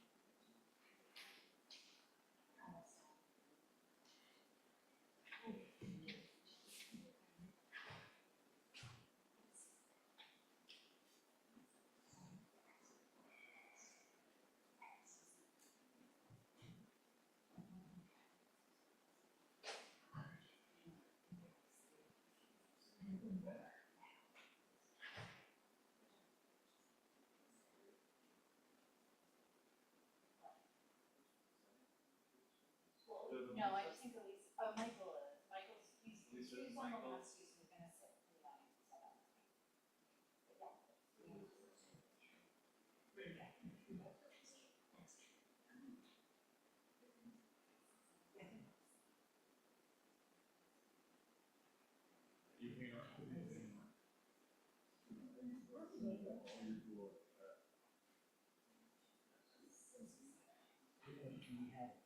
They took 6 of the other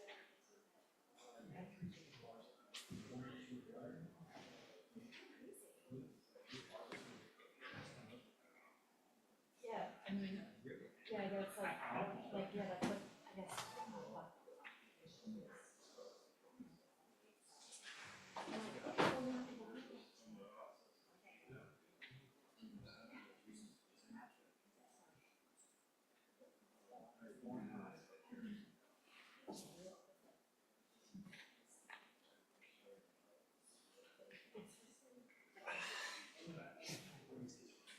It's getting cold in here again. What's that all about? Mark, where's your space heater? I know. Hold on, let me pull my blanket out.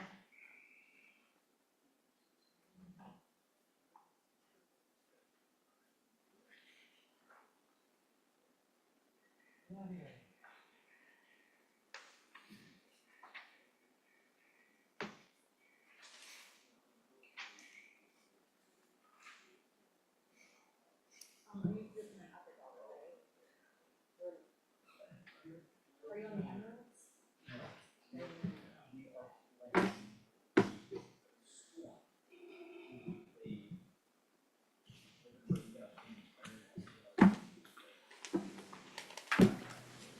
We're on longer, that's all I know.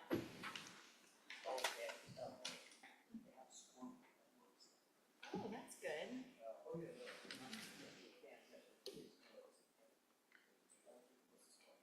Oh, yeah.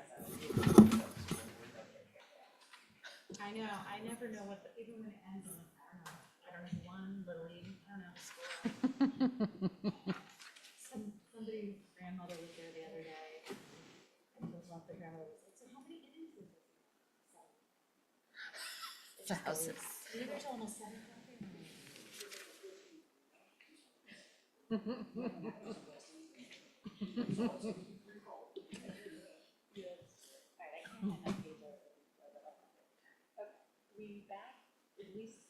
think she's sitting out.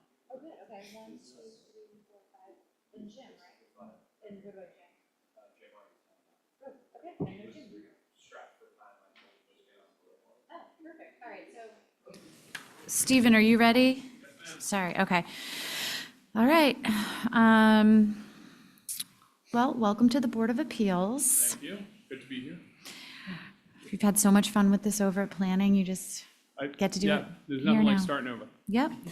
Okay, so we're going to hear this one as application 17-24, Stephen L. Cohen as trustee of the 8 Walbang Nominee Trust, 8 Walbang Avenue, attorney Stephen Cohen presenting. And I have one conflict for Lisa, but this is your sitting board. Okay, great. Okay? So before I get into it, I want to apologize to the zoning board for a couple of reasons. One is we're going to hear 3 substantially similar applications, so this is going to get a little repetitive. The second thing is that it is potentially one of the most confusing parts of the zoning code, widely misunderstood, so I'm going to have to go into some details. And the third one is it's relatively contentious, so this is not going to go smoothly, but hopefully we'll maintain some decorum. Just as background, the Morelands Management District, closer, yeah. Just as background, the Morelands Management District was adopted in 1984, and it encompasses a large swath of the island intended to protect a sensitive ecological area. It has less than 20 residential lots on it. I think it might be 16 or 17. I counted a while ago, but I don't remember. And most of it is in conservation already. It is the only residential district in which a special permit is needed for essentially single-family residential development. If otherwise, there's no other district that requires this kind of permit, so it's not like anything else you've seen. The standard is that by right, you can have a dwelling, only one dwelling, not two, up to 800 square feet of ground cover. If you exceed 800 by right, if you exceed 800 square feet of ground cover, then you need a special permit.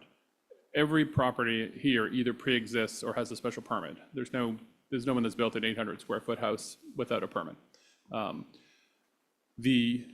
Is also a restriction that if you exceed 400 square feet of impervious surface, like decks, porches, patios, whatever, then you need a special permit. So again, the 800 square feet and the 400 square feet are not limitations on allowances. They're just a threshold on by right versus special permit.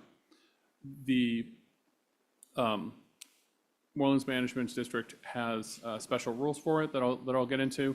But one thing I want to note is that it allows for pools as a yes in the zoning code, and it has since 1984. And in fact, but I'll get into that detail in a bit. So just on this particular lot, this is a 2-acre lot. It's a little more than 80,000 square feet in a district that requires 10 acres and would allow for 0.5% ground cover or the alternative minimum of 1,500 square feet. However, this lot previously had pre-existing non-conforming structures, both of which were under a previous special permit granted an allowance of to maintain the existing non-conforming ground cover of 2,109 square feet. So those two structures were both moved off and donated to, relocated elsewhere on the island, and the existing ground cover of 2,109 square feet was maintained in a prior approval from the planning board. The planning board also approved a ground cover, a impervious surface area of 1,875 square feet, which is an aggregate area of the decks and patios and other things that were allowed at that time. And it's worth noting too that it previously had 2 dwellings and it was reduced to 1 as part of that application. That said, this particular property has a very uncommon history from permitting because there was I think you're well aware that there was a wave time where pools were very contentious, and there were 5 pools that were approved in this area, essentially with almost no objection. And then there were 2 new members to the planning board in 2021, I believe it was. I know it was February 2021, that did not like the fact that the original application for this house had a pool on it, and they voted to deny the application at the first meeting. I requested a continuance to make adjustments, and they denied it. I think you guys are probably familiar with the process that is fairly uncommon for the board to deny the first application and not allow for a chance for revisions. I think they were trying to make a point. We came back a few months later, and in June of 2021, the plan was essentially approved for the house with the idea that we deal with the pool and the shed later, which we're basically doing now. The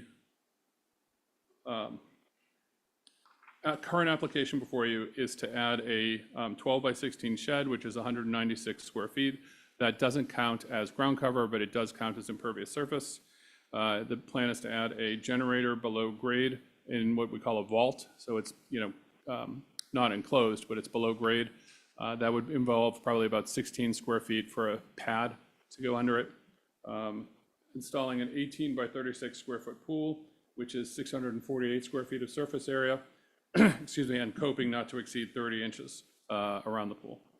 And there's also a request to reconfigure the original impervious surface. There's been some changes to the design of the house, and the new number is 2122, which consists of 1599 of decks, porches, outdoor showers, and basement walkout, 257 square feet of pavers, planters, and the generator pad, and 268 square feet of pathways. Basically, the difference is the pathways. One of the owners has some physical issues, and having that rigidity in the ground would be helpful to them. The materials that we've submitted show the existing conditions, the proposed conditions, the HDC approvals, a visibility exhibit that shows that the pool and generator and shed would essentially not be visible from anywhere. We've submitted information on low lumens lighting that I'll talk about in a minute. We've submitted a no-take letter from Mass Natural Heritage, and we've submitted a assessment from LEC Environmental, which I'll get into in a minute. In the bylaw, the MMD district is supposed to, the Special Permit Granting Authority is supposed to maximize the protection of endangered plants and animals, and then it provides for how you're supposed to do that. You're supposed to, by the siting of structures so as to maximize the distance between structures and uses from known or suspected habitats for species. So that's what we did here. We have maximized the distance of the structures and the stuff. So if you look at this lot is 2 acres, but you can see essentially everything is clustered up front, and there's essentially an empty acre in the back. To the south and to the east is conservation land, and so there's nothing there. And to the north is another residential lot, and you'll see that lot has a pool similar to this one. So we are keeping everything as far as possible from the endangered plants and species, plants and animals. The next bylaw requirement is to minimize the disturbance of endangered plants and animals by limiting construction to certain times of year, which we're proposing to do. Then the next bylaw requirement is to maximize the protection of scenic views using through the siting of the structures, the lowering grades and elevations, and the clustering of structures. And so that's what we're doing here. The pool is actually being built at an elevation that's about 2 feet lower than the grade around it. And there was I think John and Susan came out to a site visit and saw that was the case, that all around the pool, the area is approximately 2 feet taller than when the pool itself will be. So it's hidden by grading, but it's also clustered next to the house near the shed. It's not like out in a big open yard. There is, so, on both the east and west and south side of the pool, the grade is 3 feet higher than where the pool is. On the north side, it's not, but on the north side, there's a bunch of trees, and it's the other residential lot. And then the last issue is the maximize the protection of moorlands and heathlands vegetation by limiting physical disruption to the indigenous natural systems. And that's pretty easy. That just says don't tear up what's already there. And so we're proposing all of the work that's being proposed is within currently disturbed areas. Okay, so that's sort of the basic view of the bylaw. So I'm suggesting that the shed has no impact because it is in a currently disturbed area and because it is clustered near the other residential lot. And in fact, it actually helps keep stuff, put away, bikes, lawnmowers, surfboards, whatever. Instead of having all this stuff outside, it'll be, kept clean. I'm suggesting that the generator will have no impact because it's in a currently disturbed area. It's below grade, and making it below grade limits not only the visibility, but the sound mitigation. It provides for sound mitigation. Suggesting that the pool will have no impact because it's clustered within, next to the house. It's built within a currently disturbed area. It's facing another improved lot, which also already has a pool. It would have an auto cover to prevent the need for a fence. It will have we're proposing low decibel sound equipment, and we're proposing low lumens lighting. This is new. I don't know if any of you have seen this yet, but it's the manufacturer or the contractors are starting to pitch it. But one of the issues with the pool is they actually produce quite a bit of light. But I'll give you a good comp to help you understand the difference. A 20 by 40 pool with an 8 by 8 spa under standard wattage and voltage produces 554 lumens. That can be reduced to 1,728 lumens by using low lumens lighting, essentially a 6-watt LED bulb at 2,700 kelvins, which are only 288 lumens each. That's a 69.97% reduction of lumens, right? 70% reduction. It is equivalent to one 60-watt lamp in your living room. That's a pretty impressive reduction, I think. So, and then also you can put things like caps and shades on the lighting so that you get downward instead of spread, and those are also, we're also proposing to do that. So we would limit the lighting to go down instead of up, instead of spreading. We're also proposing that the pool would be drained by a professional company and be required to be disposed of off-site outside of the MMD district at the wastewater treatment facility, and that the chemical treatment would cease 21 days before the drainage of the pool. By ceasing the chemical treatment 21 days before the draining of the pool, you're allowing that to come to essentially, potable water standards, or not, I wouldn't want to drink it, but you're eliminating the chemical, the chlorine impacts of that water. And we're also talking about putting it at the wastewater treatment facility instead of essentially taking a hose and dumping it in the yard, which is generally what happens. We've also submitted a visibility exhibit that shows that the pool is not visible from anywhere. This pool has already been removed. All of these things, but especially the pool, have been reviewed and approved by the Nantucket Historic District Commission. And I want to make clear that the HDC, you're not bound to follow what they do, but it's important to keep in mind that they review these both under their own building with Nantucket in mind, they have historic guidelines for historic views in rural areas, which are special guidelines applicable to these kinds of areas. And they're also subject to the Secretary of Interior standards. So this is not reviewed under a downtown standard. It was reviewed under applicable standards. It's also been reviewed by Mass Natural Heritage and Endangered Species Program, which you probably know is part of the Mass Department of Fish and Wildlife, which is part of the Department of Environmental Protection. That office is staffed with people who are expert in protecting endangered plants and animals, and then that's their job. So if you have doing a project in a MESA mapped area, they're the people who tell you if you can do it or not and under what conditions. This property received what's called a no-take letter from the MESA back in January, first in February 22, and then we got it renewed in January 24. MESA had only one condition.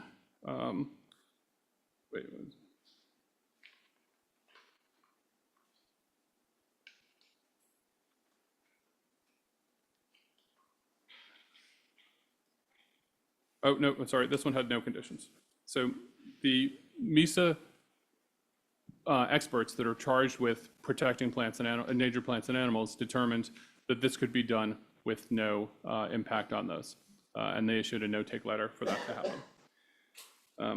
I said before that pools have been allowed in the MMD district since its inception in 1984. That's allowed by right. And I want to point out that in 2022, you may recall, the planning department sponsored and town meeting adopted an overhaul of all the pool regulations that we have. You know, there was some controversies about them. It was entirely revamped, and there was no change at that time to remove pools from the yes column. Subsequently, Emily Molden at the 2024 town meeting proposed to ban pools and spas in the MMD district, and that was adopted. And in fact, I supported it both at the public meeting and voted for it at ATM, because if that's what people want to do, that's fine. I think the appropriate way to prohibit something under zoning is to prohibit under zoning, not to deny a special permit that's otherwise available. However, I'll note that all of my clients, all of the applications we're talking about here have freeze plans, so that prohibition is inapplicable to these applications.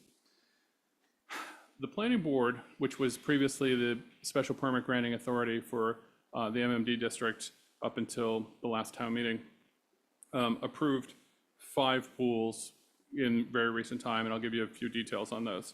One of them was at 52 West Miacomet Road. They approved 5-0, a 32 by 14 foot pool within a deck. And then a year later, they approved that same pool to be at grade. They had no conditions whatsoever, except that they limited the coping to 4 feet of width around the pool. That pool was proposed as a therapeutic pool. That fact is irrelevant, and I think actually widely not followed. That property is rented out, it's used whatever. You know, I don't think the suggestion that that the applicants were claiming they needed it for therapeutic purposes is meaningful, and it's not relevant to any of the other pools that were approved. But the point is, the planning board 5-0 approved that pool twice as late as 2021, and also that property is on the water side. So if you picture West Miacomet Road as a big V, it's basically at the bottom. It's right at the bottom of the V on the water side. Then the planning board approved in 2007, the property at 3 Cutweed put in a 45 by 16 foot pool with an 8 by 8 spa. It did not seek a special permit, and the building permit was granted, and I think, you know, somebody wasn't paying attention, and it was installed in 2007. But in 2018, they came in to make improvements to the property that did not have anything to do with the pool, and at that time, the planning board noted that there was a pool that had been approved, or that had been installed without a permit, but it imposed no conditions at all on the pool, which it could have at that time. And that was 5-0. There is a 20 by 40 pool with a stone patio at 6 Walbang that was improved 5-0, 2018. You can see that on the plan here. It's the property directly to the north. And that special permit has no ongoing conditions except the maintenance of native vegetation for screening. And then there was a 36 by 18 pool and a patio approved at 5 Cudweed, which is one up and one over on the map. That was approved in 2019, 5-0 again, with no conditions on the pool whatsoever. So in this area, there are, I think, 6 lots or there are 5 lots and 5 lots and 4 pools already. There's only one that doesn't have one. So the suggestion that they are either illegal or not allowed or not common is not true. They're basically prolific in this little corner.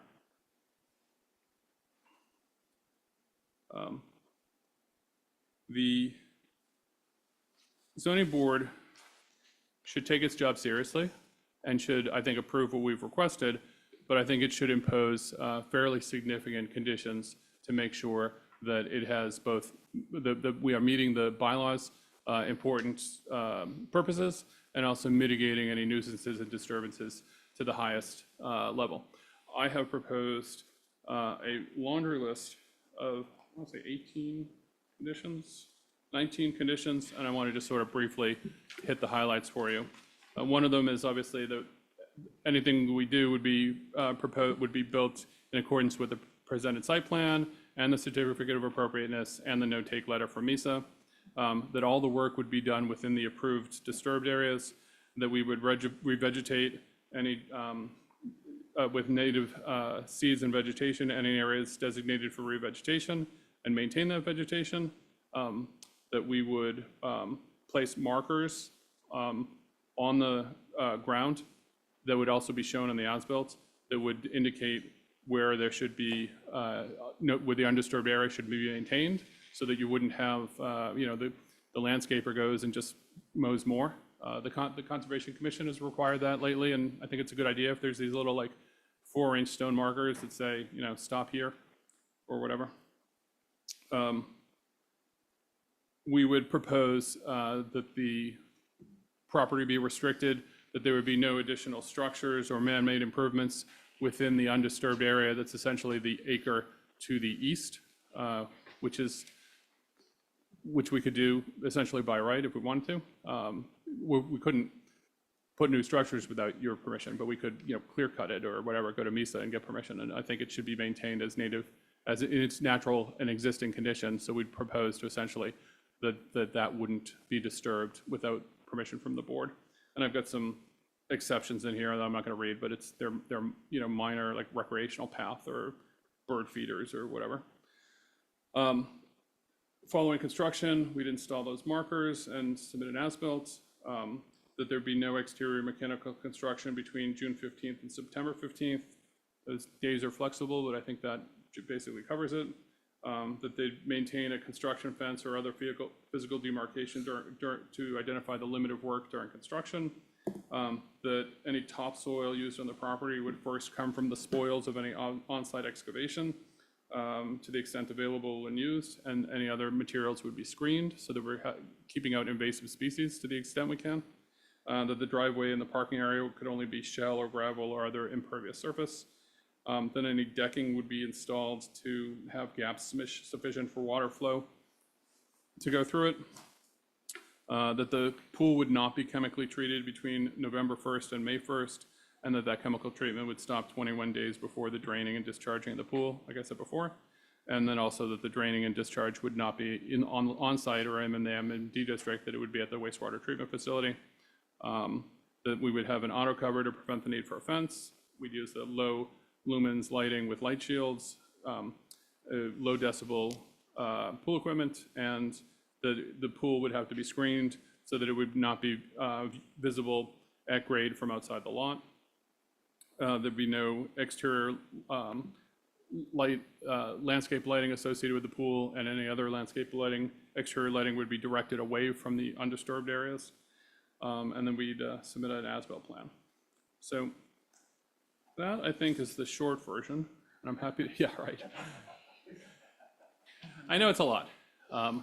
But just to bring you back, what we're talking about here is a shed, a generator below grade, and also at the pool, I don't know if I said it, but the pool equipment would either go in the shed or more likely in a crawl space below the shed. So it would be enclosed as well. So the generator is semi-enclosed, the pool equipment is enclosed. The changes to the impervious surface are essentially nominal. It's 2 little boardwalks that go to the driveway, and then the pool. Pool is smaller than all of the other pools that were approved by the planning board, and I think basically invisible from outside the lot and sufficiently mitigated. So that's our request, and I'm happy to take questions.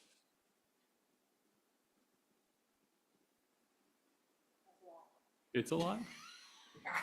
We're gonna do it 3 times. Yep, can't wait. Okay. I'll start with the board. Anybody have any? Is the pool's gonna be 20 by 40? So it says in the site plan, but I thought you said something else. Yeah, I did. The pool is 18 by 36. The original site plan was 20 by 40, and we had conceded. Okay. Yeah, no, but during the planning board process, because this was at the planning board, and then because of town meeting, we had to switch to here. So we had conceded smaller, but I don't think that's that fine. site plan was Just cross it updated. off. So, thanks. I believe there's a landscape. Yeah, if you're looking at the surveyed plan, that's 20 by 40, but the updated landscape plan shows the 18 by 36. Page 104. Yeah. And it also shows the pathways. Yeah. Elisa? Couple things. So these low lumens lights, are they within the pool? Or are they around the pool in the? No, no, they're the safety lights that are required in pools. Well, there's only one, how many lights are there in the pool? I believe you're supposed to have one every like 8 or 10 feet. Okay.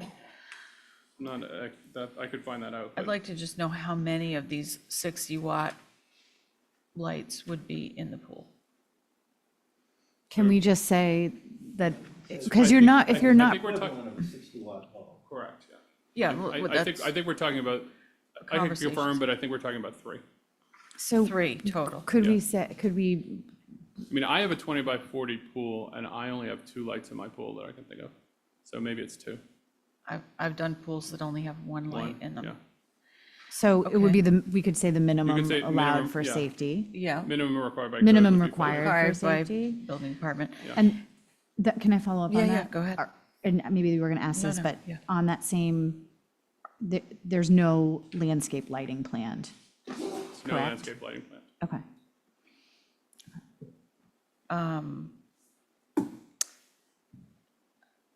So these markers that you're talking about, these 4-inch stone markers to delineate where they can't mow past by mistake. Yeah. You know, I don't know that people are gonna know what that means, especially the folks in the landscaping community are gonna really get that. I think, in my opinion, that would need to be like a silt fence or something literal, like a do not disturb, and it's very obvious Yeah. to people that don't know what the little markers and stones mean. I would suggest that we do like, old-fashioned silt fencing, like the Concom used to require. Do you mean during construction? Yes, Yeah, so I suggested silt fencing or other physical barriers during construction. I'm talking about after construction, so that people know where the line is. oh, I see. Okay, sorry, I misunderstood that. And then, so MISA okayed everything, and they did the no-take letter. Yep. And then currently, and you're willing to commit the back acre, Yeah, the back half of the 2-acre property, you're willing to put that in the conditions that will forever remain a no disturb zone other than bird feeders and a walking path?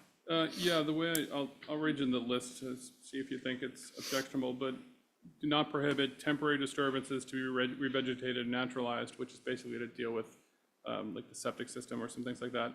Below grade improvements in case we needed to run a line for something. Clearing for walking paths or similar passive use, customary care and maintenance, invasive removal, that kind of thing. Pruning and feeding vegetation, clearing of dead or diseased vegetation, removal of invasive species, installation of maintenance of structures for wildlife habitat, such as osprey poles, bat houses, owl houses, bird feeders, and the like. Adding native species for screening and other purposes, and other allowances as may be approved by the board. So, Well, they won't need to add any native species to screen for anything. I don't think so. Okay, But if it's determined, but if they want to add more, that wouldn't be prohibited. okay. And then I have another question, might not be my final question. How long has this property been under construction at this point? It's almost done, so this is sort of at the end of, I think if you're referring to Mr. Hughes's letter, it's his second season. No, I just drive by there to go to the beach. It seems like it's been going on forever. And how are we going to ensure that if the board does approve a pool, that's not going to go on forever? Well, And when I say forever, I mean more than a year. no, I think we would want to have everything finished up quickly. Presumably, if the pool was approved, we would want to install it, this fall, this winter, make sure it's done for next season.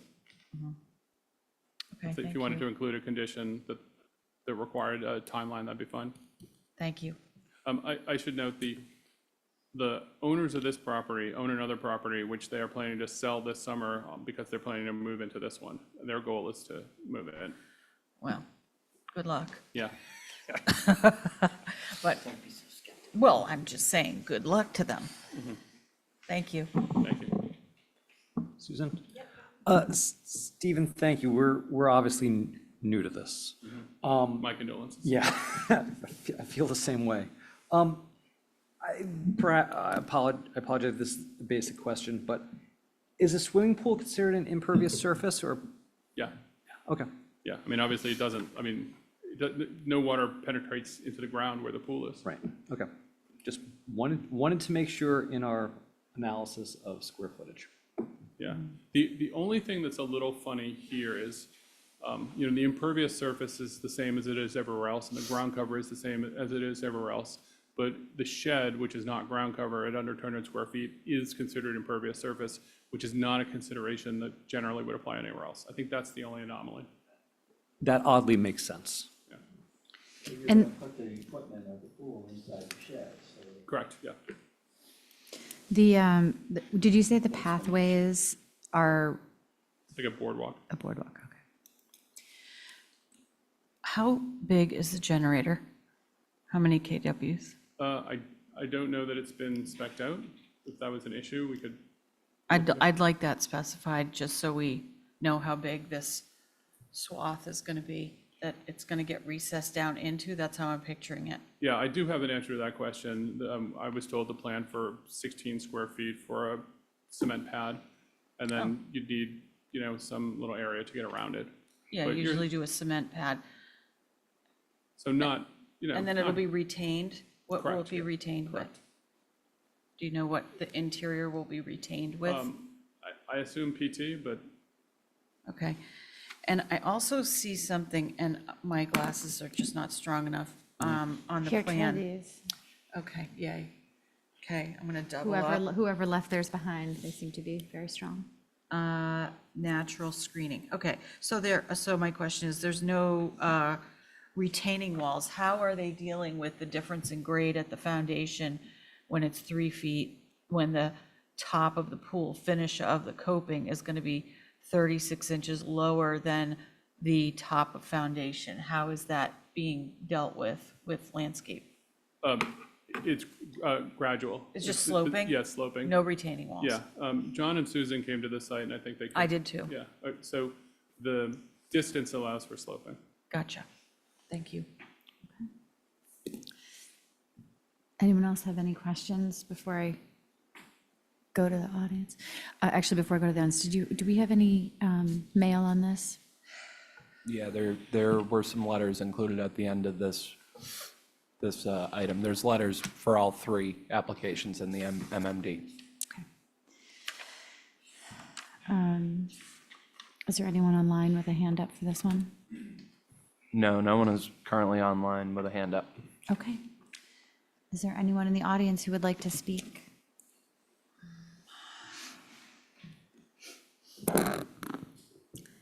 Thank you, Madam Chair. I'm Emily Molden with the Nantucket Land and Water Council, and I'm here this afternoon to speak with you actually on all three of the applications that are before you in the Moorlands Management District. I was pretty involved and engaged in these hearings and others before the Planning Board over the last 5 years while they were the special permit granting authority here. And again, as you heard, I also submitted the warrant article that was recently approved that will prohibit pools and other residential, recreational, outdoor water features from being allowed in the Moorlands Management District. One of the reasons that I moved forward with submitting that article was because of the dialogue and discussion at planning board hearings, including among members of the planning board, and their recognition that pools are simply inappropriate in this particular landscape and district. And I think they honestly were getting a little tired of having the same conversation over and over again. So I want to be mindful of your time and as not redundant as much as I can be, but because you guys are new to reviewing this particular district and these provisions, I just want to take a couple of minutes to provide a little bit of history about our concern and this area, and then speak specifically to 8 Walbang. I'm certainly not here to be obstructionist or because we have a major concern about pools in general, but really just because of the importance and fragility of Nantucket's moorlands, as is exemplified in the Moorlands Management District. As you heard, the district was established in the 80s, really with the purpose of protecting the long-term scenic and ecological integrity of the moorlands and of this habitat. And just as a little bit of background, the sandplain grasslands and heathlands, those vegetation communities that make up our moorlands is actually a globally rare habitat. At least 90% at this point of the world's sandplain grasslands of this vegetation assemblage is now found on Nantucket, Tuckernuck, and Martha's Vineyard.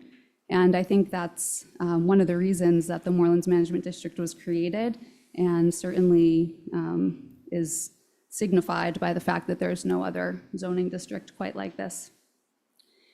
So one of the common themes in the letters that I've submitted for the filings today is our concern about the pools. And that goes to specific elements around the pools themselves and our belief that they will have a long-term negative impact on that scenic and ecological integrity that the district is designed to protect.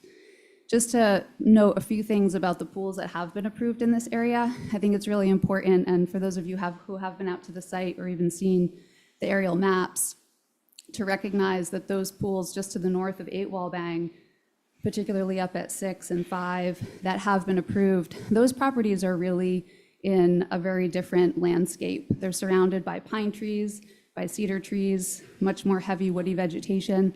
Whereas when you get down to 8 Walbang, it really transitions into that open moorland habitat, which really encompasses the property. And it is also important to note that the property is surrounded on 3 sides by Nantucket Land Bank managed properties. And those are regularly mowed or burned because this particular habitat is disturbance dependent. So the land bank will be continuing to do that on a regular basis into the future, meaning that this property will always be exposed in the way that it is, which we do believe is distinctly different from those other properties. As far as the pool that was approved farther to the southwest at 52 West Miacomet, my recollection from the planning board hearings for that application is that it was actually very significant to the planning board as far as the owner at the time's representation that there was a real therapeutic need for that pool as far as their considerations and discussions around approving that application. I also do, and I think that this maybe came up previously, but do want to mention for the board's benefit that when the redevelopment of this property was approved back in 2021, it was absolutely as a result of the removal of the pool and the shed as elements in the application. And I certainly don't recall any discussion or expectation that that would be dealt with later or that they would be coming back later. Of course, they have the ability to do so. I just don't believe that that was part of the planning board's decision process. So I really do want to just emphasize for the board the significance of the limitations and restrictions in this particular district with regard to that ground cover and impervious surface. Clearly 800 square feet for a dwelling and 400 in the aggregate of all other impervious surfaces is pretty small, very limited.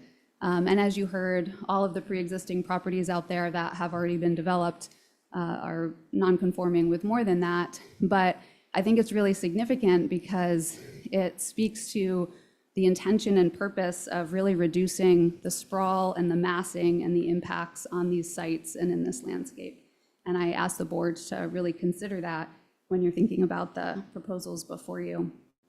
So in addition to pool-related concerns, I think for us, it's just that addition of impervious surface and massing on these properties out in this really scenically impactful landscape. So as you heard, I think in addition to the 2,100 square foot dwelling and the 1,875 aggregate of impervious surface, before you today is a proposed increase of another 1,000 plus square feet of impervious surface. And again, compared to the 400 that is the limitation of the district on its own, I think that that's very significant. And obviously, that's largely, again, the pool and the shed and some of the other additions. I want to just make the point that recognizing the state's Natural Heritage and Endangered Species Program did make the determination that there's no specific take or impact to a specific rare endangered species, which as a globally rare habitat, these areas support many of. We don't believe that that should be a basis for your decision, because the criteria that they use to make that determination is very different from those standards that are in our zoning bylaw for you to consider. I included with my letter a memo from our legal counsel, Dennis Murphy, just making a variety of points, one of which was also recognizing that as a special permit application, the zoning bylaw authorizes the board to approve, conditionally approve, or disapprove these applications. And I also provided the findings and conditions that the planning board made last July, I believe, for a proposal for a pool over at 41 West Miacomet, where they did approve the redevelopment of the lot, but they did not approve the pool. And so included with my letter were their findings and conditions, essentially that the requested pool does not maximize the protection that the Morelands Management District zoning provisions is looking for. So while we are particularly concerned about the pool's impacts and the addition to the impervious surface, and hope that any permit that this board issues will not allow for the inclusion of that pool, we respectfully request the board to permit reconfiguration of existing disturbance and ground cover in disturbed areas without adding additional impervious surface. Thank you very much. Wait, I have a question. Emily, I think we have a question. Hi. Through you, Madam Chair. So right now, so I was out there maybe a week or two ago. What stage of mowing and growing is it at right now? I actually reached out to the land bank to try to get some more information on their particular mowing regime out there and management regime. I think that that has been mown in the last year or relatively recently. I could be wrong. I'm just with that wondering what is the schedule, like how often does that area get burned and get mowed? I'm just wondering how much more it's going to grow, or is it at the just mowed state, just from a visibility standpoint? Just curious. Sure. When we were at the planning board in the spring, it happened in between hearings. So I don't know what date it was, but it was some, like January, February, March, it was somewhere in there.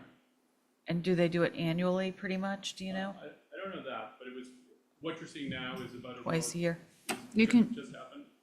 you can come to the, but, okay, every other year. And can you just tell me your name? Tom Sparrow. And, okay. Okay, thank you. I was gonna think 2 to 3 years, but somewhere in Gotcha. there.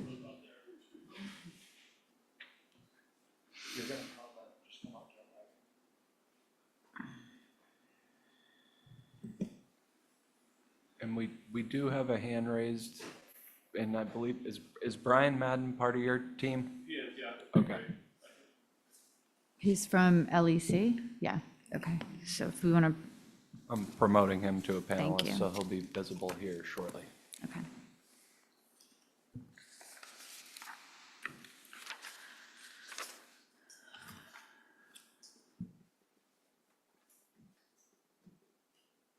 Thanks, everyone. Hello. Can you all hear me? I think so, yeah. Okay. Thank you. So, yeah, so just to respond to a few of those comments that were recently made.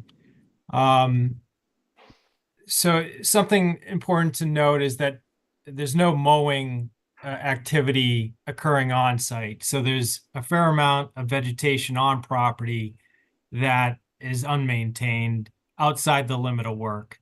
As Stephen mentioned, the proposed work is all located within currently developed conditions under construction. So the pool and shed are clustered close to the dwelling that's nearly completed, all within a disturbed area. There's no proposed alteration to any naturalized sampling grassland or coastal heathland habitat surrounding. 1.3 acres of the site is going to be protected as naturalized habitat, as Stephen mentioned. That's on the order of 70% of the property. And during the planning board review, there was a concerted effort to help shield and screen the pool from surrounding properties. To the east, to Cudweed Road, there's a topography drops off relatively significantly, on the order of 10 feet per GIS contours. And what we added was native screening within our previously approved limit of work to the east of the pool and wrapping around to the south to basically shield it from any abutting property. There's 2 cedar trees that are within the limit of work that are going to be retained, that also provide some additional screening. Stephen had mentioned a bunch of the best management practices that we had recommended to help preserve and protect the surrounding naturalized habitat and environment, not only during construction, but post-construction with the monumentation and the pool maintenance and lighting and noise dampening measures. I'd be happy to answer any questions, and thank you very much.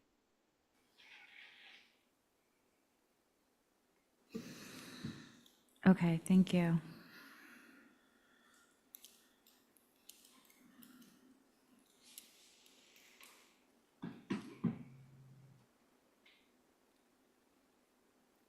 Stephen, do you want to, and did you address Attorney Dennis Murphy's point about the zoning freeze as it relates to uses and not structures? Sure. And he's wrong. Okay. A pool under the Nantucket zoning code is an allowed use, right? Mm-hmm. Has regularly been interpreted that way. Thank you for So confirming. I'll make a couple of other legal points since I'm up and respond. One of them is, Attorney Murphy suggests you're a special permit granting authority. You have the right to say yes or no. I don't think that's correct. I think you have the right to issue permits that comply with the bylaw and to deny permits that don't. But you can't just arbitrarily deny them if you don't like it or whatever, or think it's gauche or whatever reason you might not want to approve a pool. More than that, there's, Supreme Court, Massachusetts Supreme Court case law that says that special permit granting authorities have to issue consistent decisions, have to interpret their bylaws consistently. And I think it would be very difficult for the zoning board to look at 5 approvals of pools in which a relatively modest review was done to see, are they being screened, like what kind of conditions are being put in place? Are we minimizing, it was not considered to be controversial and it was not heavily conditioned. And then to come around and treat it like it's some kind of nuclear waste dump and turn it down because there's some, social adversity to pools or whatever the reason is. I think it's really important for you to keep in mind that you are required not only to use the bylaw, but also to be consistent with recent applications of that bylaw. And I think there's 5 special permit decisions that I have submitted into the file that show you consistently that the planning board made the finding that essentially screening and limiting the patio was sufficient to meet the bylaw. I also think that there is a suggestion of a significant misreading of how the bylaw standards work. So there are 4 standards in the bylaw that say you as a special permit granting authority are supposed to protect X by doing Y, right? And it's like clustering, grading, screening, distance and those kind of things. But the suggestion has been made is that because the pool itself doesn't maximize those things, it's not approvable. That is a flipped on its head, bizarre way to read that. Like, the pool doesn't have to doesn't have to maximize protection. It's you maximize protection by imposing these standards. So, and you are, under case law, required to both implement the standards that are in the bylaw, and also to consider conditions that could allow that, reasonable conditions that could allow that to be met. You can't deny something that could be mitigated by a reasonable condition because you refuse to consider or implement that condition, you know, like screening or whatever. There's also case law that says that anything that you want to make a decision on has to be based on science and evidence and facts. It can't be based on a speculation or, you know, parade of horribles that's considered, oh, you know, like, oh, it's going to be environmental disaster, so we can't have a pool out there. You know, that's a speculation. And I think that the letter from Brian Madden, who's a senior wildlife scientist at LAC, clearly demonstrates that there is no environmental dangers here of having a pool. And that's also supported by the no-take letter that was issued by state experts at DEP. I agree with Emily that the DEP has a focus on whether or not there's going to be taking of those species, which is a slightly different question than's before you, but they also have the authority to impose basically any conditions that they want that they think would be environmentally beneficial. And here, the conditions that they oppose regularly are silt fence, construction fence, you know, like replacement of plantings with native species. Those are the only conditions that they're looking for. If they thought that pools were an environmental disaster or whatever, or a scenic disaster, you know, like they have the authority to put those rules, those conditions in place, and they regularly do in other conditions. So I think legally, if we get in the weeds on it, I think you have an obligation to approve this if we are within, based on how prior boards have reviewed it and approved it, and based on meeting the standards in the bylaw. And I think we do meet those standards, and I think we're proposing conditions that meet those standards. Thanks.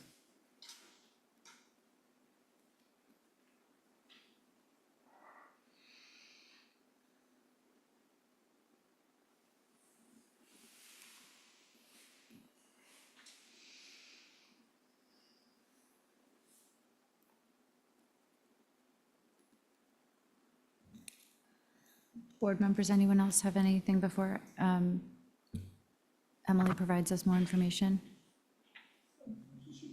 Okay, Emily. Thank you, Madam Chair. Just a couple of follow-up remarks. As much as I wish that we would see DEP apply some additional conditions to support environmental protections, I don't think we do often beyond what's absolutely necessary.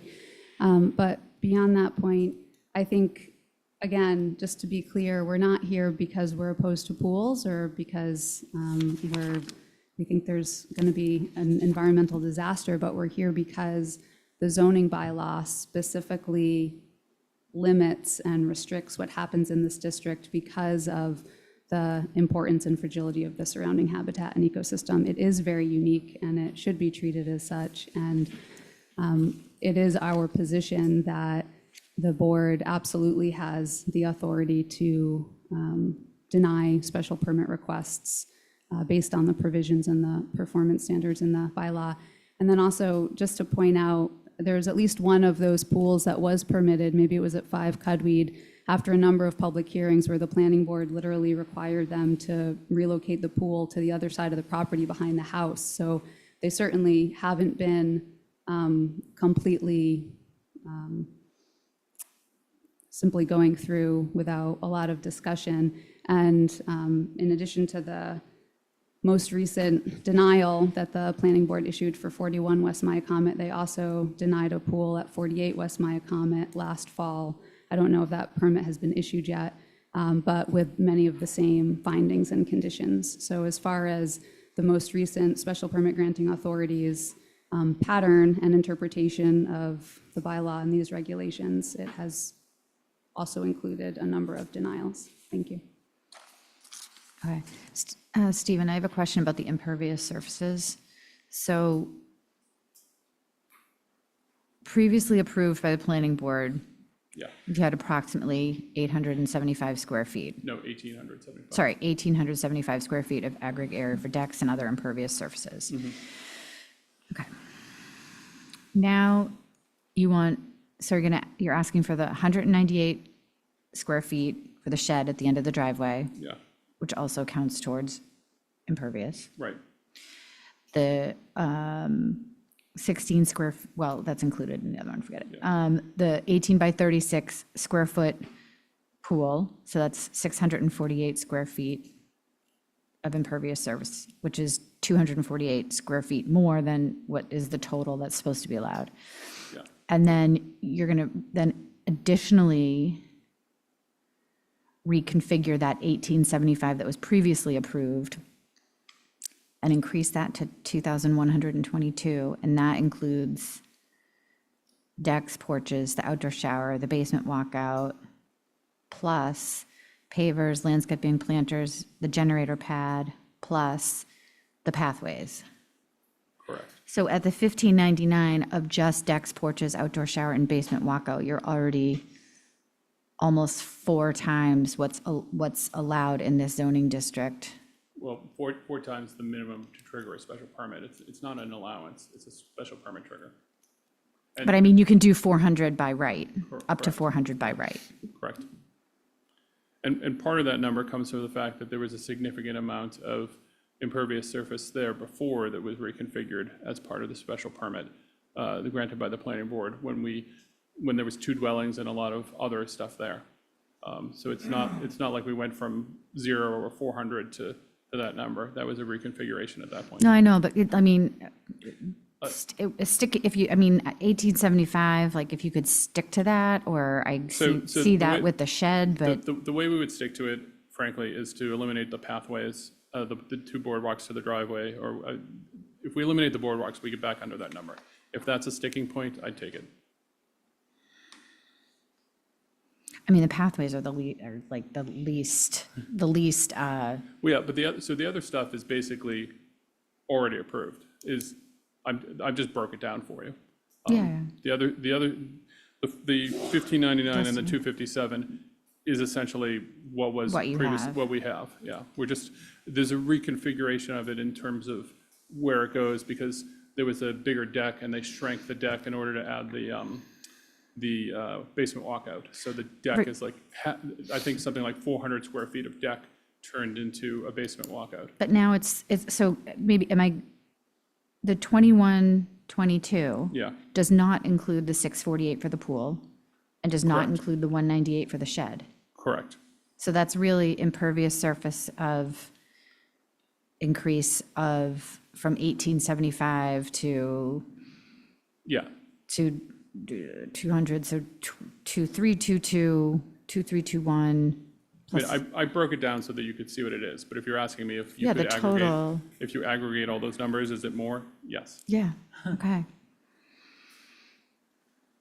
I mean, it's significantly more.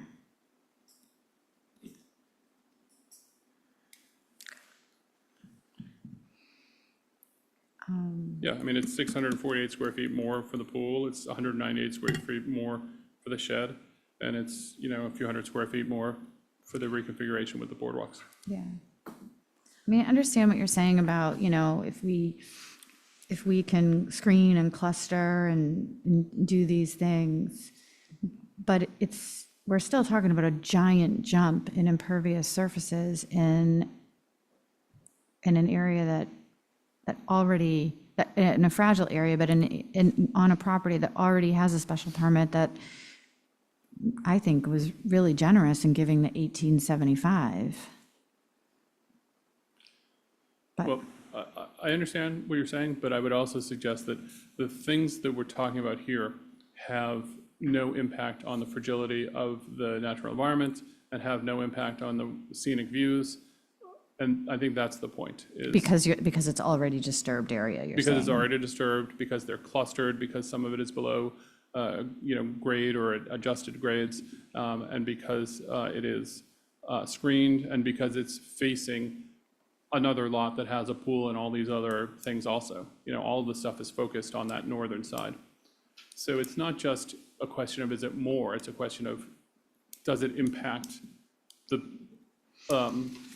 things that the bylaw is designed to protect? And so that's what we're suggesting, is that the design mitigates those impacts. Both the conditions and the design eliminate the impact. If we were doing it a different way, you could say, you know, this is too close to the wetlands, this is too visible, this is, you know, whatever. Like there's a lot of ways we could be proposing it that would be in conflict with the bylaw that with the interests you're supposed to protect. But I don't think that's the case here. I think getting caught up in volume is a little bit of a rabbit chase, because the volume is the trigger for the permit, but the volume itself is not the problem. Elisa, you had a follow-up question? This is minor, but with a 198 square foot shed, you're going to be putting all of the pool equipment inside of it, No, crawl space. in the crawl space underneath. Yeah. Can the generator go in the crawl space as well? I I've done it before. I know it can be Fit done. both? Yeah. I'd look into that. Just a I'd thought. certainly look into it, but I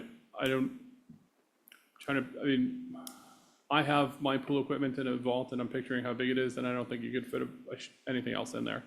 I mean, you've got a heater, a pump, a filter, you know, Yep. it takes up space.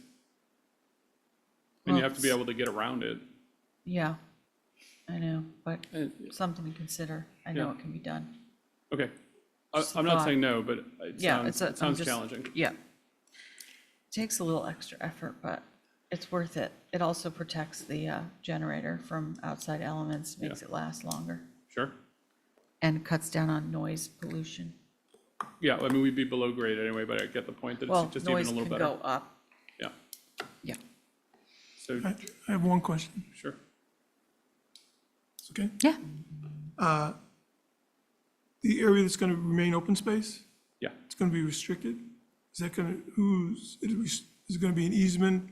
It would be part of your decision, Okay, so we could say, subject to further approval by the board, yeah.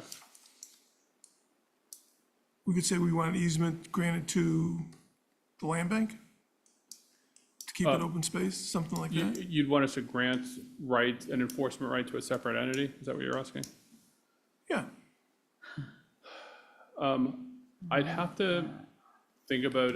I mean, I didn't think about it when I said that. I'm not against it in the sense that if you're gonna you're either gonna be in compliance or not, so it doesn't matter, right? But I would want to think about if there's a legality in the board doing that in its decision compared to us like cutting a deal on the side. And frankly, I'm not sure if the land bank or the land council, land and water council would want to hold that enforcement. They might, but they might not. They used to, didn't they?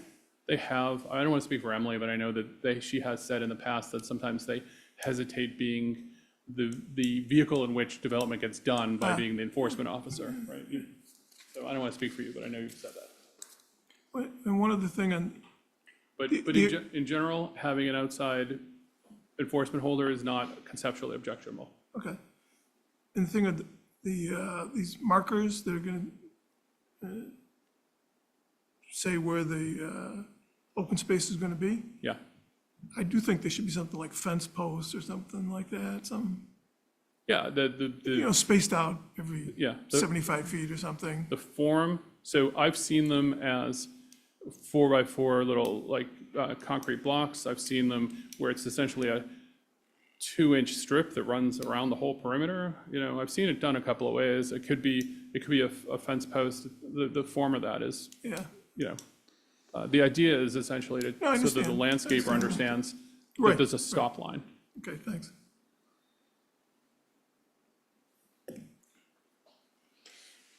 I just have a question about the trees. I thought Emily made a good point about this property. Yes, the surrounding ones are, do have a lot of pine trees, and the houses are hidden, the pools are hidden when you drive out there.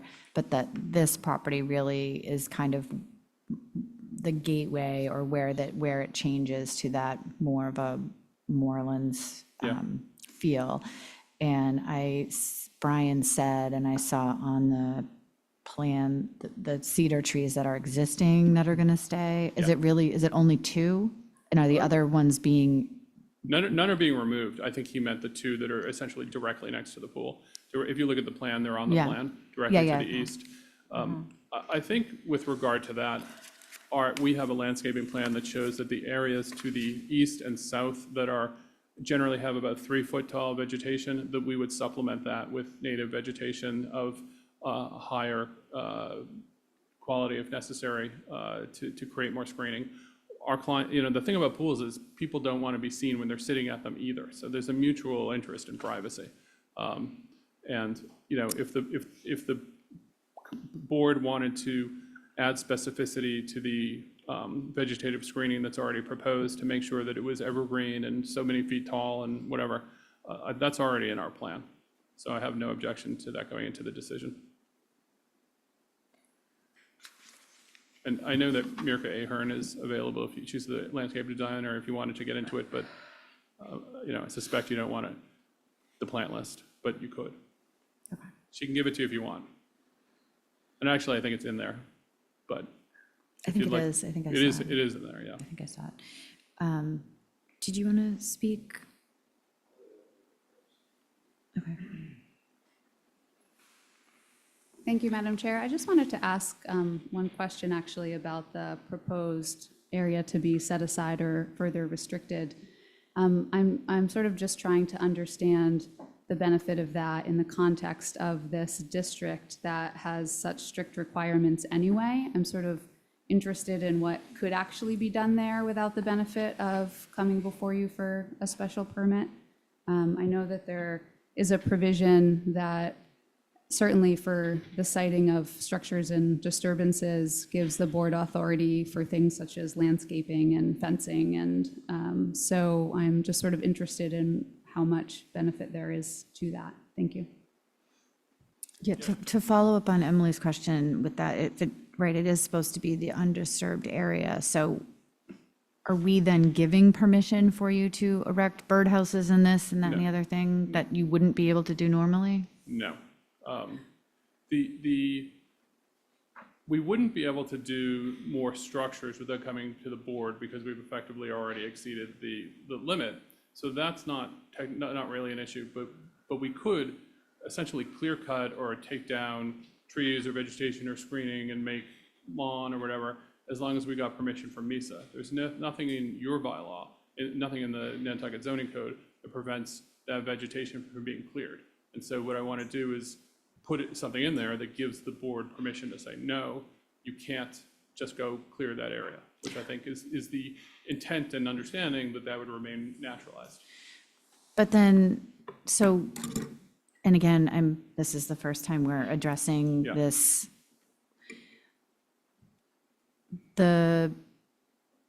If one of the prongs of this or the things that we need to look at how it's impacting the undisturbed area, if you could just go disturb the area at any point, isn't that self-serving?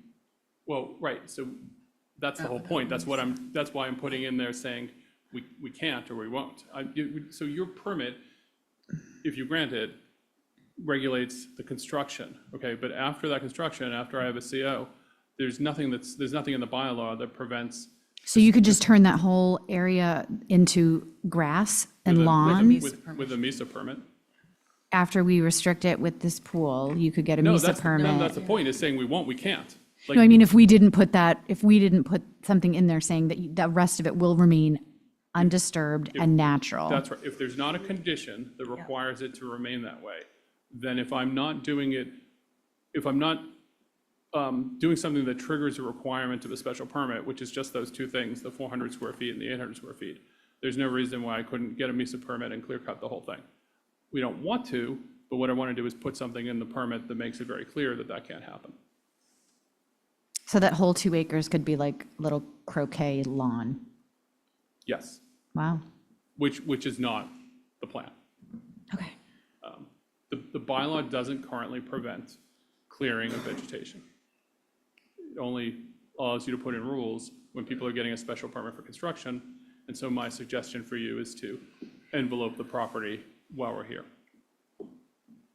But you're willing to give up your right to apply to MISA to do anything further? Well, what we'd say is that it couldn't be disturbed without permission from the zoning board. So anybody who ever wanted to disturb it in the future would come back to you. I don't think you'd grant that permission, but, you know.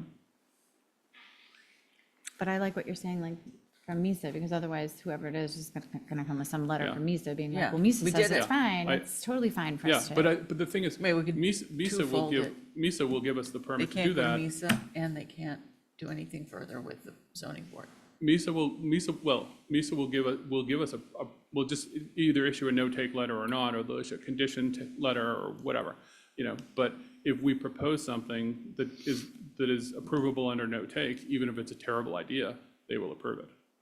And so what I want to do is fill the gap between where MISA would grant a permit, but we generally all understand it would be a bad idea.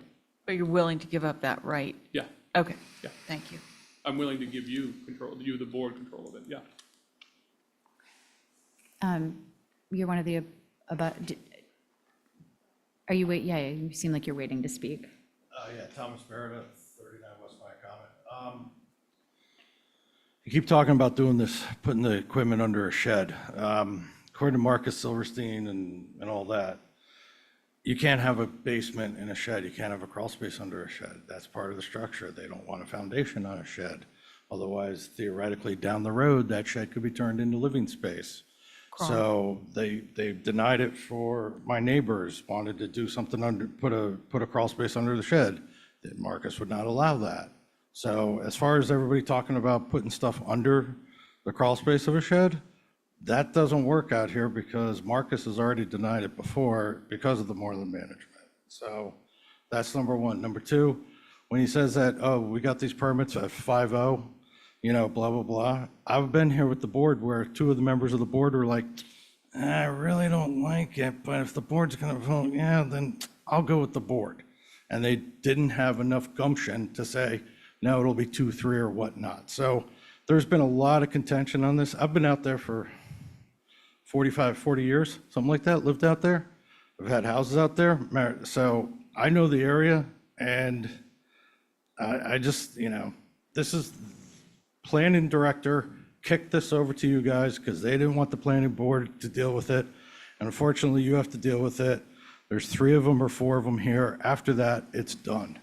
So, and if you set the precedent, then it's just going to snowball, and it's going to, you know, it's going to open the floodgate. So act accordingly, and you can do what you want. You don't have to.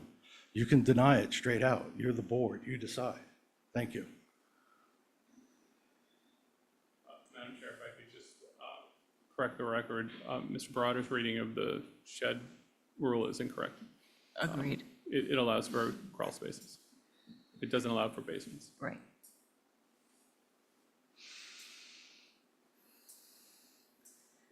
Thank you, Madam Chair. I promise this is it. Just 2 more thoughts. In looking more closely at the bylaw provisions, it's very explicit in what permitted uses are, and I guess I would question and ask the board to look more closely at whether disturbance of that type of additional vegetation, clear cutting the lot, is actually a permitted use, because I don't think that it is. I think it's limited what they would be allowed to do in that area. And the other last point that I wanted to make, just building off of what Mr. Barada said, I think that in this instance, as far as precedent goes, yes, there are very few pools that will be coming before you in the future potentially, but I think that with the additional square footage and impervious surface that has already been granted on this lot, to continue to increase the impervious surface that's being allowed, that's where I think there's real concern over precedent for other properties within the Moorlands Management District that you may see in the future, pool or otherwise. So please keep that in mind. Thank you. Okay. Billy, is there anybody online with a hand up? No. No.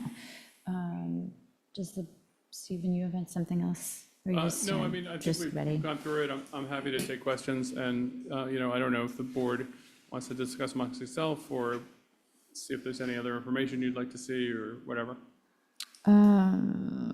Anyone have any questions for Steve before we talk about, no? Mark, do you have any questions, any comments? No, okay.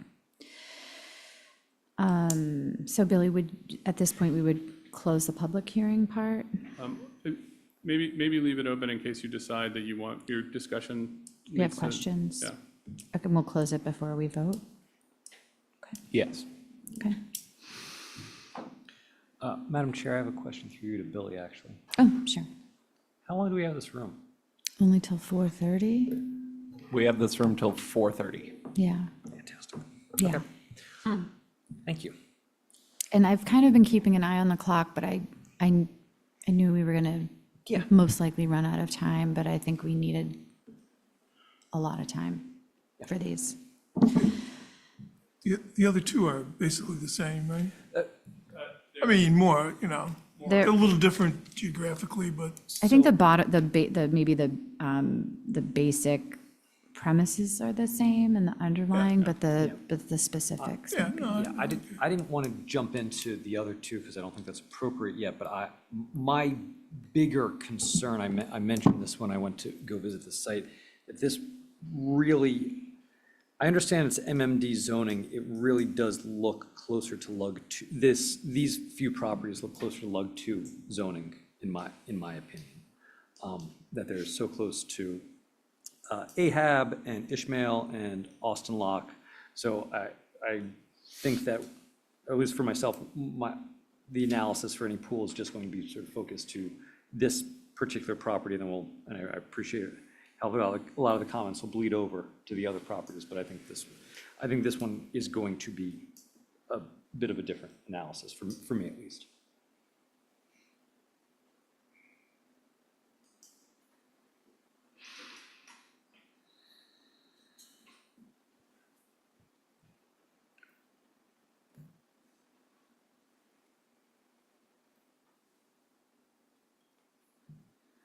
Joe, do you have anything to say? No, I mean, I generally don't like the swimming pools, but I'm gonna vote for it. I didn't think I was going to. So, But you think it meets the I think requirements for the it's- special permit? yeah, it needs a special permit, but I mean, I don't think, yeah, I think it means, For what it's worth, I don't think he's making it massive. I mean, it seems to me to be fairly reasonable. I don't know. I tend to agree with Joe, given sort of the siting, the actual lot itself, the elevations, when we drove out there, Yeah, I how looked at low it. it was, and what you could or could not see from a public road, with adequate screening, adequate, conditions, I think I'm generally okay. And given what the neighboring properties have, and sort of that particular, I understand it's MMD. It's also, those 5 houses seem sort of on the cusp of other zoning, not MMD zoning. And the conditions, are you guys cool with the conditions that Steve has put forth, those 19? Generally, I think the one that I would love to clarify is sort of who has the enforcement for, or in ensuring that the back portion remain in its natural state. I feel like that's the type of condition that's really, that we would want, that Marcus would want to rely on Conservation Commission or Land Bank or somebody else to look at in conjunction with whatever review he does. That seems sort of above and beyond what we normally do for zoning, and that's my only, and I don't think we can necessarily tie it to Conservation Commission or Land Council or anybody else, but I'm just sort of throwing that caution out there. I think if Land Bank was aware of it, and then when they're doing their maintenance, if they saw anything that wasn't, then they would be the ones calling, or the neighbors, right, calling Marcus to be like, hey, this needs to be, there's an issue out there, something's going on, and I think, but I agree with you, I don't see how we put that responsibility on someone. It would ultimately fall under the zoning enforcement officer, and there need to be a complaint, right? Yeah. Yeah. Yeah. I mean, Marcus, if I could. Sure. Marcus doesn't regularly like go and inspect anyway. It's always because there's a complaint, right? Yeah. Or because someone's applying for a permit and they have to justify, or they have to demonstrate compliance before they get their permit. So I think that between the land bank and the neighbors and the regular process, that would be sufficient. But I do think, one thing you said, Susan, about, or no, it was Elisa said, minimum number of lights added to my conditions would be fine. And also, sort of to John's point about how do we enforce it, you probably want to require some photo documentation or something so we identify what we're comparing it to 10 years from now or something. That might make it a little easier for someone like Marcus or whoever to look at a picture and look at the land and say, like, what happened to those trees?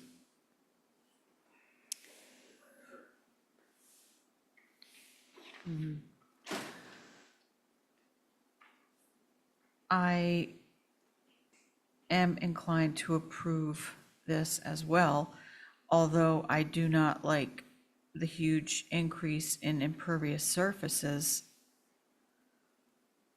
We're not trying to, we're not trying to hide that fact. That's basically why you're here. We all know that's what it is. And as much as I don't like that, I appreciate that it's up close to the house, and that you are open to restricting the 70% of the property that is behind it. That I think is would be a pretty big win for conservation purposes and MESA purposes. I don't know that a split rail fence is a great idea. I think it would obstruct from that vista. I like the idea of the stone posts because no landscaper would want to run into them with their mower. I don't know that I'd want to see a split rail fence sort of obstructing the view from either direction and breaking up the vegetation. And I really think because of how long this seems, whoever's in charge of this job site is just taking a long time. I think we need to have a finish date in the list of conditions. I'd also be okay to include in there that there's no pool construction between Memorial Day and Labor Day. Oh, I completely agree.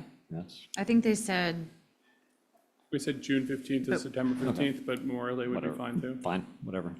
Okay. I think So it Memorial would need Day. to be done by June 15th, 2025. Yeah, I mean, obviously, that's just getting a commitment from the contractor. So I mean, you there's guys cer- want to keep it June 15th, not Memorial Day? Yes. Okay.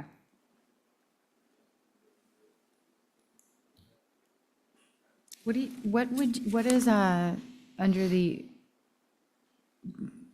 condition 4 about the keeping it otherwise undisturbed? What are below grade improvements? What are you thinking there? Oh, in case any, like a utility line or a septic system or something needed to get below grade. Okay. There's no septic in that. The septic's in the other It's on side the of the other property side. currently, but you never know if it needed to get moved in the future or whatever. I mean, I'm not suggesting an underground, Bunkhouse or bunkhouse, like, I've been in a few of them, they're pretty sweet, but that's not what I Bunker. meant. Right, exactly. Yeah. We could limit that to utilities or whatever, if it doesn't already say that. There's an Irish pub on Eel Point that's pretty sweet. It's 100% below grade. Yeah, We could say, below grade improvements of utilities or, utilities and the like, yeah. yeah. I think that would cover, septic and Yeah. water line or whatever. Yeah. And an attempt to put pool equipment and generator in the area under the shed. You know what, I think the way we could deal with that, Elisa, is to have a crawl space under the shed that was larger than the base of the shed so that we are more enclosed than a vault. would that be within what you were thinking about? Because I think I could take that condition, that they both be included within the crawl space. Sure. You know, I mean, then now you're just talking about engineering. Yeah, It's- Yeah, because it's definitely going to be bigger than the 198 square feet, but it just means part of it would be a bump out in the crawl space. I think we can make that work. I don't even think you need to do that, but Well, yeah. try. I don't know. If you just want to say it has to be enclosed and it has to be in the crawl space, we'll make it work. Okay. I mean, it's 16 square feet of 198 square feet, right? Yeah. You got room. All right, so I'll come so over. the generator, instead of shall be installed and maintained below grade for sound mitigation, the vault shall be substantial, blah, blah, blah, blah. We'll strike 17 and just put the generator in the shed. In the crawl space or the Crawl shed. space of the shed Where- with pool where- equipment. Either in the shed or under it, Where yeah. does it say the pool equipment is going in the shed? It says that. Oh, right above it, sorry. In or under the shed, so we'll just say the generator shall be installed in or under Yeah, the could shed go as in the well. shed. Yeah, that's true. We'll make it work. Okay, so 17 is the generator shall be installed in or under the shed. 14 adds lighting limited to required safety lights.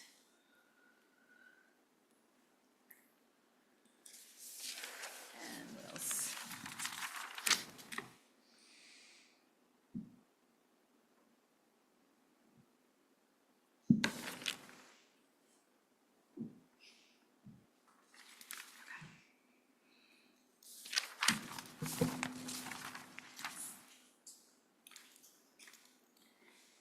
Do you want to make a motion? I think you need to close the public Oh, hearing. Mark, I'm sorry, did you have something to say? No, I'm good. I think you have to close the public hearing. You're gonna start being like Linda now? Wow. Just kidding, we've been here long enough that I can say that. All right, yeah, so I mean, we, yes, I am. yes, I will take a motion to close the public hearing. So moved. All right, so John Brusher's made that Second. motion, Elisa second that motion, since we're all sitting at the table. All those in favor of closing the public hearing? Aye. Aye, okay. Aye. Aye, okay, so now we can talk about entertaining a motion. It's too many papers.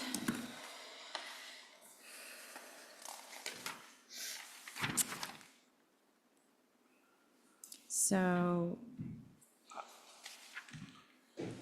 I'm happy to make the motion. And I would approve the relief requested under the finding that the siting the proposed shed, pool, and the related equipment, which has been sited away from known or suspected habitats of endangered plant and animal species, both on and off site, minimizes potentially adverse effects on the moorlands environment and its scenic integrity, and maximize the protection of such species, as the area where the proposed pool is to be sited is already a disturbed area, with the conditions that the applicant proposed, along as sort of modified by our discussion. So I don't want to interrupt your motion, but just for the record, I know that Billy had some suggestions, and I don't know if there are any that he had that I didn't have, because I didn't object to any of his, and I don't want them accidentally left off. Did you add anything? No, okay, I just wanted to make that clear, because, well, we could also just say in the motion, like, including the, Sure. the proposed conditions from the applicant as augmented and discussed at the hearing, and From the staff. to include the conditions if not already included Yeah. in the staff report, so we make sure we get it all. Then please consider that my motion, Madam Chair. Okay, I'll second it. okay. So John made the motion, Joe seconds it. All those in favor of the motion, please say aye. Aye. Aye. Aye. Aye. all right, thank you. Okay. Okay, so that one carries. It's 4 o'clock. Do we want to start the next one? No. And if we don't start the next one, July 11th is a busy meeting. I keep saying it, July 11th's a really heavy agenda. Maybe it's not, maybe, Well, I think it is. it's up to the board. We do currently have the agenda, or the staff report has the wrong date on there, of July 24th for the next meeting, but we do have a currently scheduled meeting for June 24th, Oh, yeah. which is soon. It's soon, and we could easily include these on the agenda. We do have this room for another half hour, and I spoke to Charles. I don't believe we have someone coming right in. It's completely up to the board. Well, we've already gone through, like, Steve's big presentation. I won't do that again, but. Thank you. Yeah. And Elisa, you were in the room, so you, Well, I've read the material. yeah, so, and Emily's made a lot of her points, although I know they probably want to be in the record for the next ones as well. We could start and then, If you're leaving it up to me, I'd like to get as much done today as possible. Yeah, isn't the Probably should. 24th the, STR stuff. yeah, I mean, that's Yeah, gonna it's be a gonna long be- meeting anyway, yeah. so why are we putting it off? I know that's what I keep saying. Yeah. All right, all right, Which one's we're just gonna take a quick 2-minute break so some people can use the restroom and then we'll jump into it. Point of order, not related. For the summer house thing, do you want to consider having that not at your 11th meeting? Because it's going to be a long one. I don't know if you've thought about that. This is not on the agenda. However, we have an August 1st deadline, so if you'd be interested in signing an extension, we could entertain that. Well, it's already delayed from before, so. Well, why don't we talk about that offline, but Well, I think it is on the agenda because it was, you moved to continue it before. we did. Yeah. So what are you asking?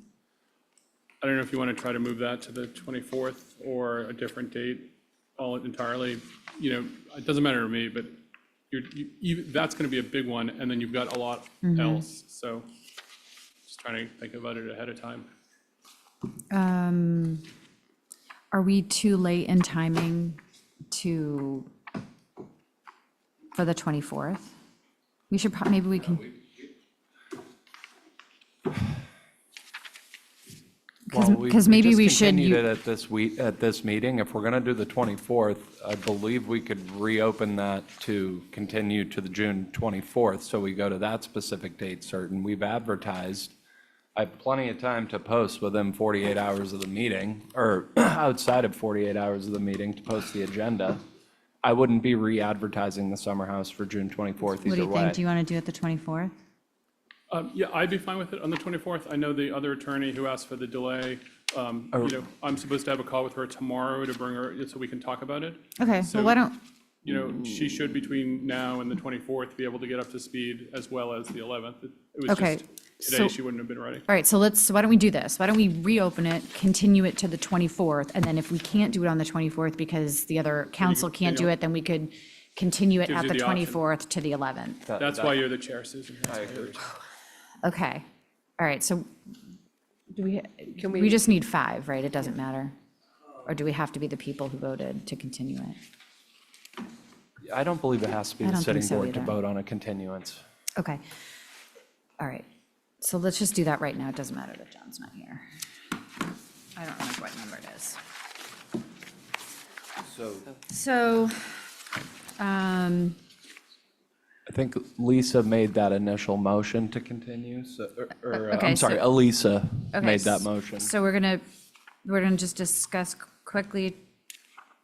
Or actually, we should vote to rescind the motion and then do Okay. a new motion.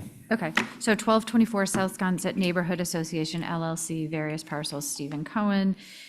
We are going to entertain a motion to rescind the motion to continue to, Yeah, to reopen to, oh, yeah, okay, so, John, we're reopening Sconset to continue to June 24th. I don't think you're here, but then, and then we might continue it to July 11th. Okay, so,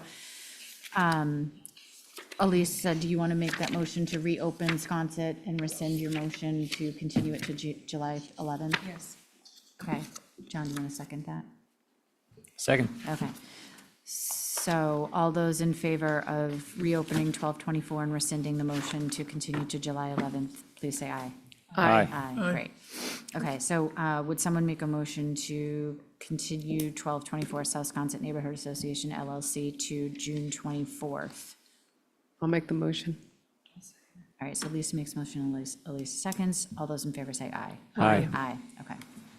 All right, so if it works for the 24th, great. If not, we'll move on.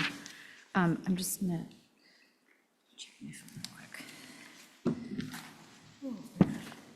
Oh, good, okay. Sorry, there's a child left behind at camp. It's all good. They got where they needed to be, and it wasn't my child.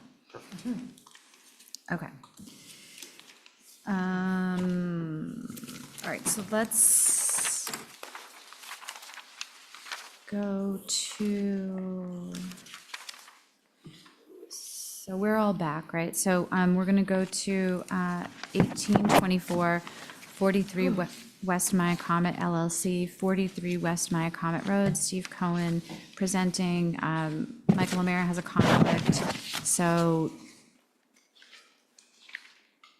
do you want me to tell you who the sitting board is now? Probably. Sure. Okay, so it's going to be one, regular members and Jim's not here, right, anymore? No. No. All right, so we'll do over to Lisa. Okay, so who are we losing? We lost Michael O'Meara and Jim. No, but. And Mark. Right, but the 60. And Mark. And Mark, okay, so it's. 1, 2, 3. It's Lisa down, okay. Yeah. Okay, great. So because of the time, I think what I'll do is just sort of present on what we're doing here, see if the board has any questions, who wants any more information, and we can kind of go from there, Okay. instead of getting into deep in the weeds. And I'll skip all of the regulatory and legal and background stuff, and if you will, just grant me by, regulatory notice, all of the information, all of the regulatory and judicial and information that I presented in the last file to be carried over here, so I don't have to repeat it. 43 West. Wait, when are you going away, John? Yeah. I think Sunday. So Mark, so Mark will probably end up, because you're back when? 29th. Okay. Okay, okay. So is it John? John, because he should be back Okay. for the 11th, if that's where we end up. Yeah, okay, that's fine. So this house, this property is about 128,000 square feet, about 2.9 acres in the Morelands Management District, which requires 10 acres, allows for 0.5% ground cover or 1,500 square feet, and has a trigger for a special permit of anything more than 800 square feet of ground cover or 400 square feet of impervious surface, neither of which is a cap, just a trigger level for the special permit. The current existing house is 1,932 square feet, and the decks and another impervious surface is 1,077 square feet. Those were pre-existing the Morelands Management bylaw and became pre-existing non-conforming in 1984 when it was adopted. The locus is otherwise dimensionally conforming. The proposal is to demolish the 1,932 square foot house of ground cover and to replace it with a new dwelling that is about 1,900 square feet, slightly smaller, and to eliminate the existing 1,077 square feet of decking and other impervious surface, and to replace it with about 1,066 square feet. So again, slightly less. To also add, excuse me, an 11 by 18, it says 11 by 18 shed, which is also about 198 square feet, with an additional 8 square feet for the step because of the grade.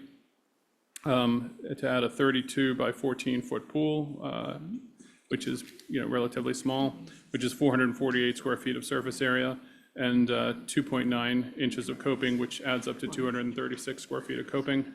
A stone patio of only 90 feet, a small retaining wall of 23.2 square feet, and a generator below grade, which would be 16 square feet for the pad, or it could go in the shed like we did before. To upgrade the septic system, which is now a leaching pit, that would be changed to a soil absorption system, which is much more environmentally friendly. To replace the dirt driveway with pea stone, which is also not an impervious surface, doesn't count.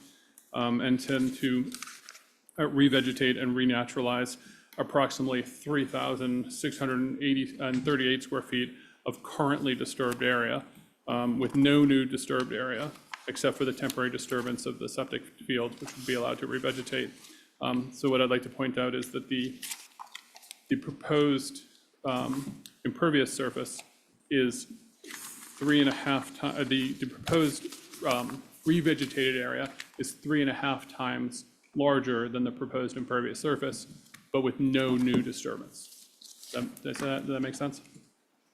So What was it again?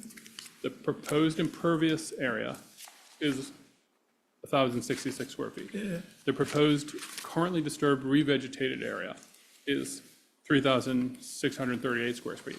So the give back is 3.5 times larger than the impervious surface. I get it. But all of the impervious surface is in currently disturbed area. There's no new disturbed area. Does that make sense? Yep. Okay. And then we have a no-take letter from MISA. We have HDC approval for everything. We have a letter from Brian Madden, the same kind of bylaw applications, the same history of pools being approved in the area. The closest pool that was approved to this one is the one at 52 West Miacomet, which is just basically across the street on the water side. This is on the land side.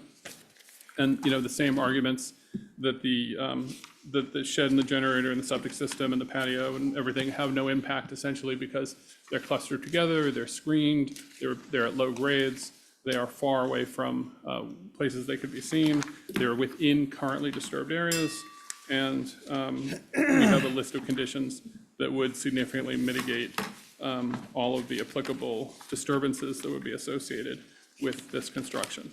So there's basically two differences with this application. One of them is it includes the house, where the other one, the house was approved under a prior permit issued by the planning board. And the other one is that this area is on the east side of the Morelands Management District, and the other one is on the west side. It's an interesting theory as to whether or not it makes a difference. On one hand, those lots, I think, like John Brescher said, really do read kind of lug 2 and are probably mischaracterized as being in the MMD district. However, that doesn't actually matter. What matters, you're supposed to treat all lots in a zoning district the same, sort of regardless of the fact that they may be they may actually look more like a different district. The other ones, the Cudweed and Walbang, probably should get moved to lug 2, but if they're in MMD, they should be all MMD lots should be treated the same. We did a site visit with with the staff and some of the members, and I think what we saw was that there's basically 3 feet of vegetation everywhere, and then there's some trees that are 4 or 5, 6 feet tall. It's less dense in trees than in the western side, but there still are trees, and we're planning on adding more.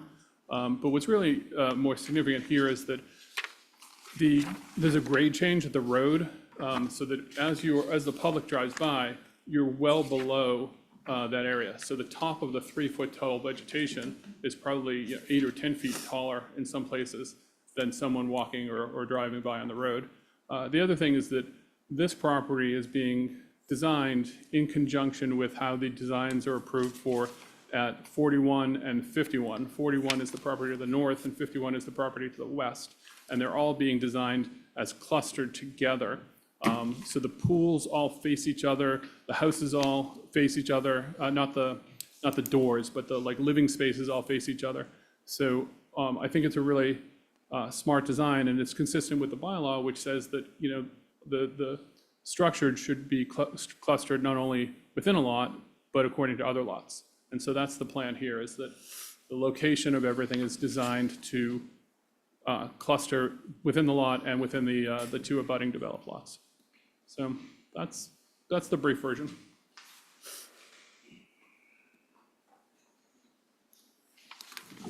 Madam Chair? Sure. So this one, we can differentiate this application from the last one because we're also blessing the house? Is that right? Well, yeah, so the factual differences are you are also being asked to approve the house. Right, okay. And it is in a slightly different location. Yep, I think got those are it. the 2 significant differences. It was the house that I wasn't That's right. sure of. That's right. If you Thank you. look at the plan now, you can see there's a light-shaped L, which is the current house, and then there's a dark-shaped, proposed house.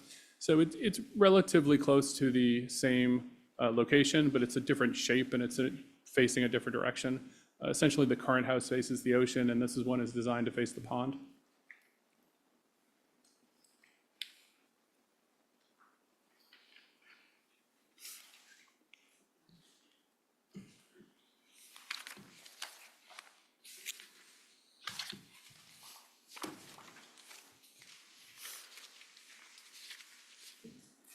Have we, Madam Chair? Yep. I'd like to just ask if we have heard from 41, 51, 39.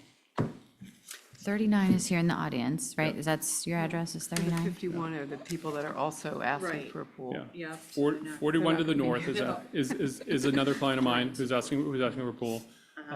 39 to the north of them is Mr. Barata. 51 to the west is the next application. Yep, got it. So Thanks.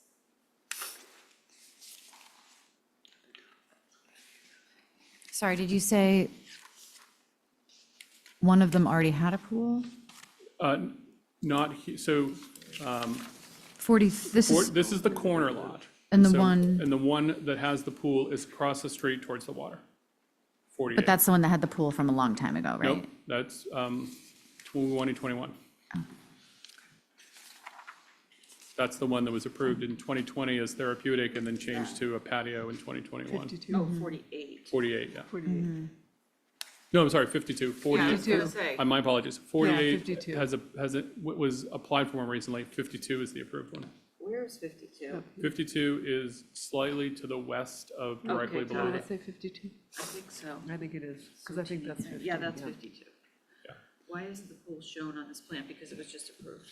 Yeah, this is probably an old, they didn't do. No, that. 52, that's installed. It's been there since 2021. What Yeah. side of the house is that on, the water side or the road side? It's on the water side. Here's 37. It's a rental house, so you can see it online if you want to see a picture of it. They're here. And I believe I Yep, submitted got it. pictures in the file. Okay. I know I did. Yep. So I guess what I would say is you could either move on to the comments from the abutters, which you're welcome to, or I could do a short brief on the other application in the next 15 minutes, whatever pleasure of the board. I'd like to hear from the abutter. Sure. Yeah, so Mr. Barata, if you want to, just again, identify yourself since it's a new. It's Barrett. Oh, Barata, I'm No sorry. problem, everybody does it, I just figured I'd correct it. I'm going to write it All right, phonetically. so, Barata. let's see, where do I start? More than management bylaw, 139-13C-1. Basically, it's one family dwelling, 800 feet, blah, blah, blah. Shall include conditions requiring the site and the structure's use in a manner in which minimizes potential adverse effects on the moorland environment and its scenic integrity. Now, he did point out the fact that the building's being moved. At the planning board meeting, when this was raised, the planning board asked for a detail exactly how far it's being moved. Some people said 30, 25 feet or so closer to the road. Now, as a result of that, that's because they have to fit the pool behind the house.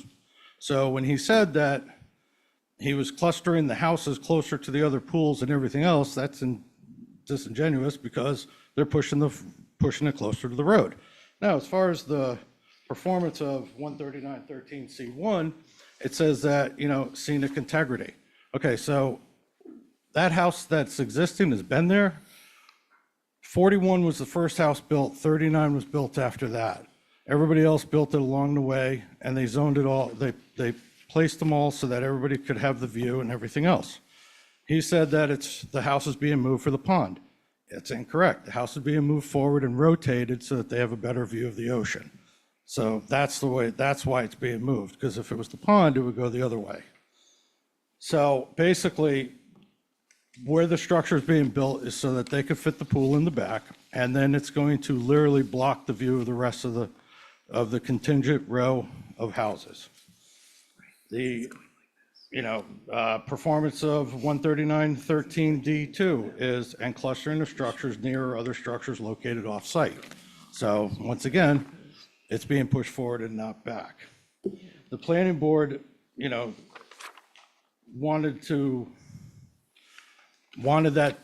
a survey to show exactly how many feet forward it was going, but then ATM happened and now it rolls over to you guys. So that wasn't included in your packet.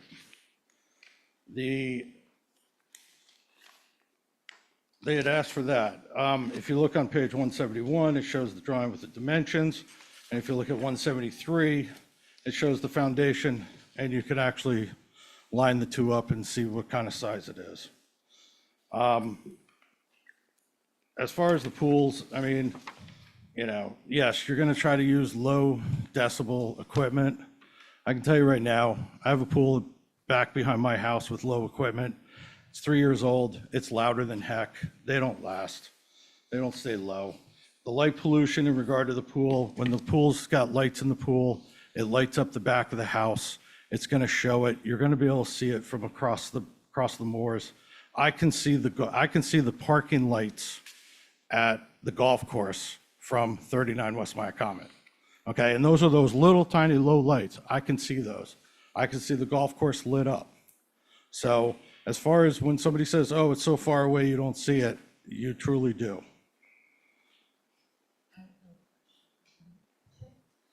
Did you just say, you're, oh, sorry about that.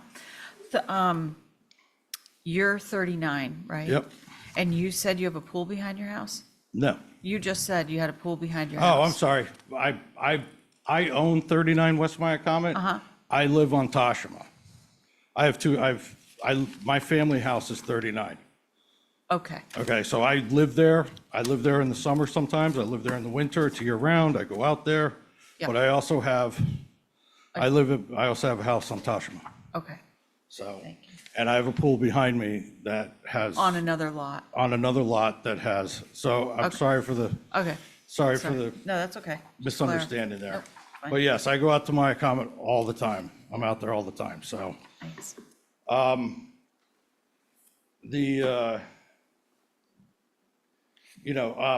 then he did correct the staff report in regard to the zoning, in regard to the square footage, because the staff report shows it as 1,300 square feet, which it's actually 19 plus. The other thing is that as far as the staff report, it put some conditions in there. Those are like minimal conditions in regard. It doesn't show anything about not doing construction. He had a list of 14 or 15 things he was willing to do. Staff report didn't include those in there as requirements. Our main concern for the neighborhood is basically, this house is a lot bigger than it was. It's a lot more broader. As he said, he's here to get the site plan approved for the building and the pool. And the reason why they're trying to push this forward is so that they could fit everything behind it. And that's my concern. It takes out the row of uniformity with the rest of the houses. 41 West Miacomet, I used to own. We sold that. His client's building 41. They took that house, lifted it up, put a new foundation under it, and put it right back in the same location. They didn't demo it. They didn't move the footprint at all as far as the foundation. So as far as it can't be done, it can be in the same location. So, thank you. Thank The you. overlay one more time on the screen. There was an overlay. Mind if we put that up again? How far forward, how much further forward, and when I say forward, I mean towards Miacomet, West Miacomet Road, how many more feet forward is this new house? If you pull up page So one. between here and here, Yeah, what is that? I don't have that measurement, but if we get the length of the house, which I think is, I can get from the HDC plans. Page 170, 171 and 173 in your Yeah, packet. it's probably 20-ish feet, 20, 30 It's feet. about 25 to 30 feet. Yeah, I wouldn't dispute that. It's something like that. So with the idea of the staggering, you be here opposing this if he kept the front, if he kept this here, would you be here, not wanting it? As far as the building envelope, no, I mean, I mean, the overall project? can't argue that. So I that's mean- your the main thrust well, of the your, main thrust is the pool, the generator, the shed, and the moving of the house forward of the property. I mean, the pool's huge. I mean, the pool's a huge issue out there. Sound travels. why? Sound travels. I can hear Cisco Brewery from my house when the wind blows right. So that travels right across. I can hear people having conversations walking down the road in the morning. Well, we I mean, I'm live just in a saying, place so- where people exist. I mean. I get that, you know, but if there are pools are kids- Yeah, okay, pools sorry. are extremely loud, and it's just not the environment out there. I mean, Moreland Management was built to protect the environment for the short-eared owls and the environment out there. I mean, it was designed to keep So it. you're against the pool as well as how how much further forward the house is gonna be built? Yes, Both? both. I'm against the Overall. house going forward Uh-huh. because it's gonna destroy the integrity, it's gonna change the landscape there, and I'm against the pool because it's a pool. We didn't have, I mean, 53 got hoodwinked through the planning board under therapeutic purposes, and they got hoodwinked by it, by a rental. Can you hear the noise from 53? 52, but yeah. 52. 52, sorry. Yeah, I can hear people on the beach. So, yeah, you can hear it. I mean, sound travels out there, it travels. I can hear Cisco Breweries on Sunday afternoons when the band's playing. Now that they put their new stage up, it's a lot better. But if the wind's blowing right, you can hear it. And, sound travels, especially at night. And then the other concern is the pool's on the backside of the house. It's not gonna, so that is in front of 39 or 41, 39, 37, and 35. So the pool, the lights from the pool are gonna shine up on the back of the house, and the back of the house is gonna be lit up because the light from the pool reflects out, and as it shimmers on the water surface, it will shine up and create the glow on the houses, on the backside of the house. So it's gonna light the backside of the house up. I had that conversation with the planning board when this was at planning board, and they all agreed in regard to that. So Okay. that's another concern with the lighting. Thank you. Even if you only put one light in, it still refracts it.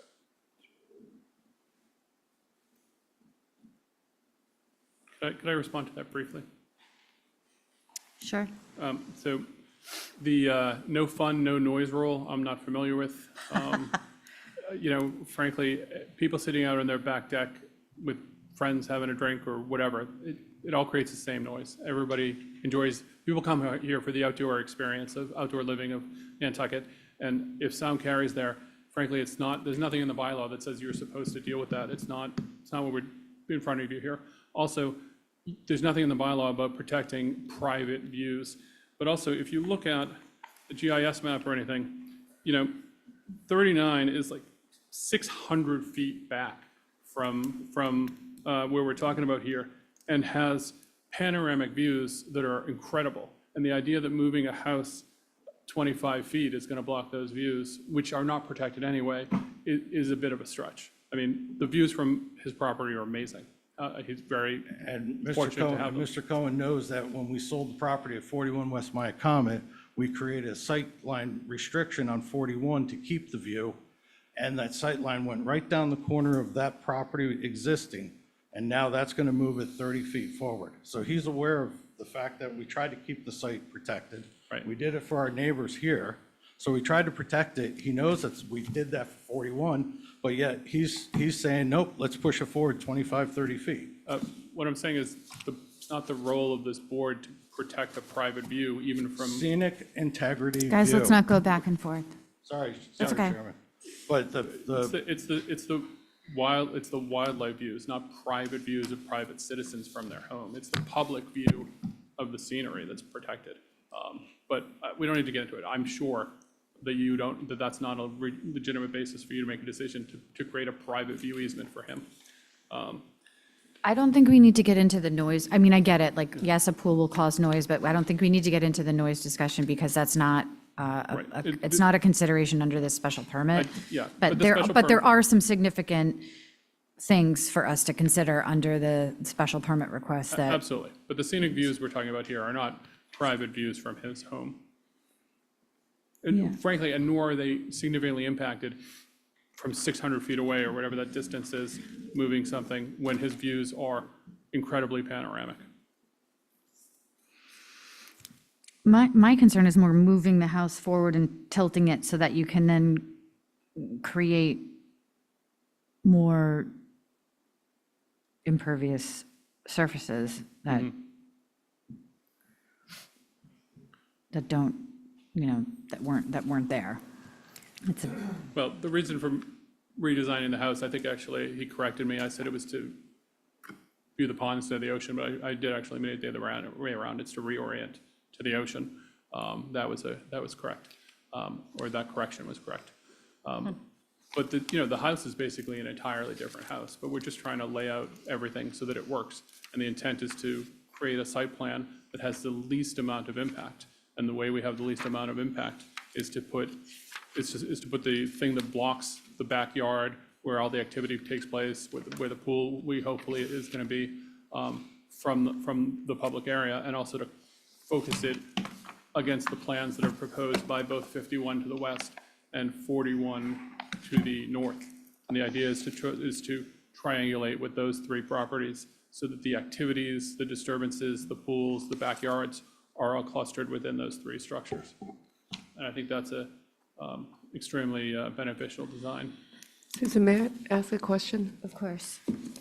So the single-family dwelling currently consists of 1,932, and then 1,077 square feet of decks. And then I know you're reducing that to less than 43 square feet, but then the pool and the shed and the additional landscaping are another additional 1,000 square feet of Yeah. impervious material, which I don't, Can you say that again? It says that it's the That same as your breakdown. question before, that it's in the, the shed and the pool. hang on just a second, let me finish my question. Sorry. So the reduction in impervious material did not include the swimming pool, the shed, the landscaping features, which total another 1,000 square feet of impervious material. So it's not going to be 1,900 square feet with 1,066 square feet of decking. In addition to that, if I'm correct, it's another 1,000 square feet in addition to the decking in the house. Yeah, it's not intended to be a trick, it's to do like-kind analysis. I'm not suggesting it's a trick, I'm just questioning, But you are confirming. correct, that those numbers technically could be aggregated to come up with a total, but I broke them out so you can understand what they each are. Which is that an increase of almost 50% of impervious material, 2,000 to 3,000. That is correct, and Okay, that's- just sort of briefly, I know we're coming up on the clock here, but the point I made in the last hearing, which you weren't at, Lisa, was just that the number is somewhat of a misdirection because the bylaw doesn't care about volume, the bylaw cares about impact, and the way that we're designing and putting forward that materials is clustered, screened, below grade, all these kinds of things. So the question is, does this material have impact, not as how much volume does it have? So that's why. Yeah, I do think, though, I agree with John when he said that the other site had very different characteristics than this site. I think there is a distinct difference. And so I think it's an important question. I agree, Lisa. Like volume versus impact, but in this case, I feel like volume is impact. Yeah, I mean, my opinion is that this area of Nantucket is very unique in terms of its environment, the architecture, the feeling that you get out there. You're literally across the street from the beach. Why do you need a pool? It's don't think not that's an the appropriate anti-pool question. thing, it's really a question of disturbance of the environment. And I don't care if to me, it's not the scenic view of people seeing a pool. It's the destruction of the visual impact of that area of the island, which is so unique. And I don't want that area to turn into Cliff Road. Yeah. I know it's not going to, I know we're like talking, Yeah. but I hear what you're saying. I just think it's entirely the wrong question. The correct question is, are we meeting the standards in the bylaw? And is this board implementing the bylaw consistent with the 5 decisions that were approved 5-0 in 2018 to 2021? That's the legal standard, not Yeah. whether or not you I think thought that there was pools some- are ruining Nantucket. but I thought there was something in the bylaw that talked about protection of, Scenic views? no, Yeah. hold on, I got to go to the staff Yeah. report. I know we're running out of time. Billy, can I just, well, Lisa's looking for that. Was this, I'm trying not to get the site visit ones confused, but was this the one where when we were standing in front of the house, you looked out and like the shack and the hump of the beach is right there? Right there to your left. Yeah, so I mean, I do think for the scenic view, like, it is really unique out there, and Yeah. you're gonna be seeing people who are walking on that beach, and they're gonna be seeing, Not from behind the house, but yeah, from the front. well, yeah, but if you're changing, like, I think it is changing the scenic view, it's changing what's out there, and I also can feel like they're differentiated from the ones that are like close up on the beach even. I feel like that, because those are more hidden, they were done a while ago. The one that, I feel like 53, is that the one with the health problem? 52, yeah. 52. I feel like that was an anomaly, and I wasn't there, I didn't make the decision. I'm sure the planning board made the decision with the information they had, with the best of intentions, and whatever is happening out there now was not what they based their decision on. But I do think like that's a different area. So comparing the two, I think doesn't make sense. I think comparing with like 39, 41, 43, like that area with the pond right there is, and I get what you're saying, that MMD is MMD and that's the zoning district, but we are looking at I would concede. the view, that the this scene. I would concede that this area has slightly different features than that area, right? It obviously does. It's closer to the water, it has less big trees.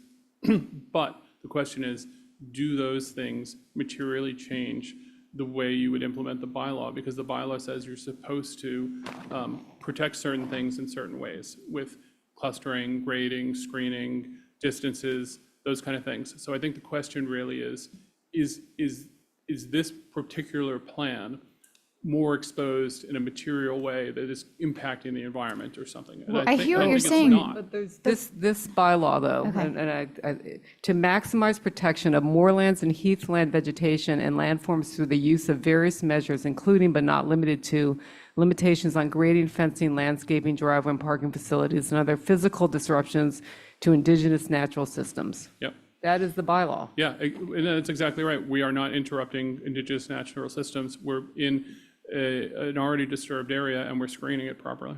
But to support Lisa, and I think that when we're talking about, if you're over 400, you need a special permit, it doesn't mean that you get to pave the entire disturbed area. Like, we can use some discretion of how much over the 400 you can. I absolutely agree. I think that volume is some of an issue, but really the issue is, are we proposing things that are causing a harm, having an impact, that are not being, and are we not mitigating properly? And so I suggest that the question before you really is there an impact and is it properly mitigated? And I think the answer is no impact, high mitigation. So, but based on the time, I'm gonna maybe do everybody a favor and request a continuance. All right, Emily has her hand up, and I see, John, you have your hand. Oh, okay, I'd like to hear what Emily has to say, and then, yeah. Thank you, Madam Chair. Emily Molden for the Nantucket Land and Water Council. And for the record, if possible, maybe I could just echo a lot of my history and background from 8 Walbang into the record here. So in that case, just to sort of make a few remarks based on the discussion so far, We definitely agree that this area of the MMD is significantly different than the last. Both we think are really important and valuable, but a couple of things just to point out. As I think I had mentioned in my previous remarks, so that the board does remember and is aware, 41 West Miacomet, the property immediately to the north, and 48 West Miacomet, which is between this property and the pool at 52, were both reviewed by the planning board within the last year, and both were issued special permits that denied the pools. And I think that that's relevant because they have been the special permit granting authority, and they have been reviewing the elements of this bylaw. Also, with regard to some of the differences in the distinctions in the landscape, I think the bylaw absolutely, as has been suggested, gives the board the discretion to interpret when is there an impact to the scenic and ecological integrity on these properties, and that is certainly going to be somewhat different case by case. And if the board found that that was not significant on the last one, that doesn't mean that it's automatically not significant way across the MMD adjacent to the pond. And then I think the final point that I would just raise around the volume to impact, I would actually contend that the fact that one of the first elements and provisions of this bylaw is that significantly low standard of 800 square feet and 400 square feet automatically dictates that volume does equate to impact. Otherwise, I don't believe that those low standards would have been written into the bylaw so clearly as far as requiring a special permit and additional consideration. So I think that that volume does equate to impact in these circumstances. And again, it's that massing on the property and on the lot. Thank you. Okay, thank you. Did you have one more thing to? Just want to make one point, comment.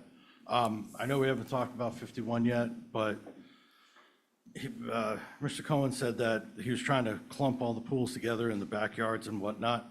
If you look at the plans for 51, it's actually at the front of the property facing the road.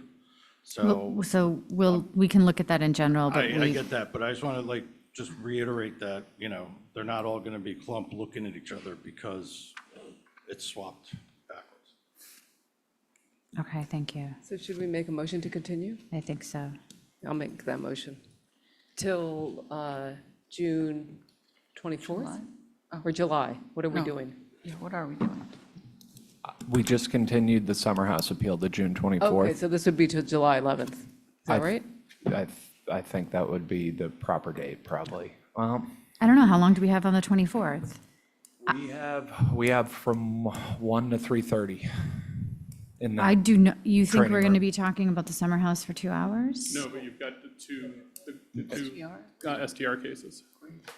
Is that a Zoom and that's also a Zoom meeting, correct? Technically, there are some discussions to continue that based on availability of the parties involved. So Okay. that may be getting moved.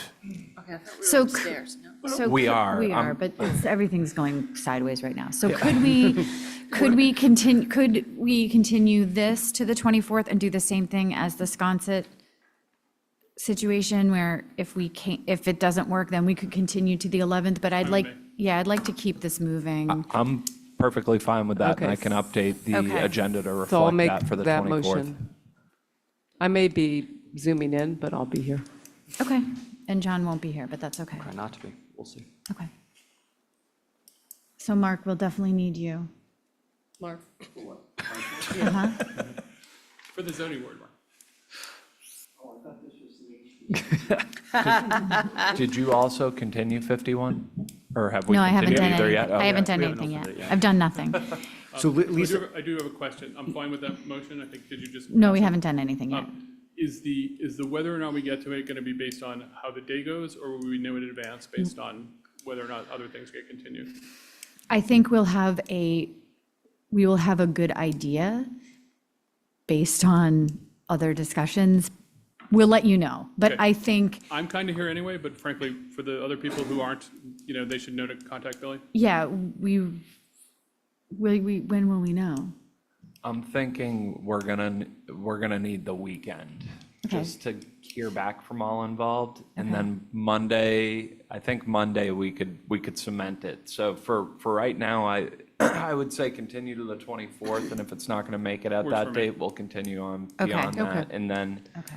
I have emails for everyone that I see in the crowd, so I can keep them up to date. And then Okay. if they can forward to other parties that would be interested, that would be great. Okay. Or provide me with emails. Just because I feel like it'd be good to keep the conversation going rather than I agree. wait a month. And and it sounds like he'll know before he posts the meeting anyway.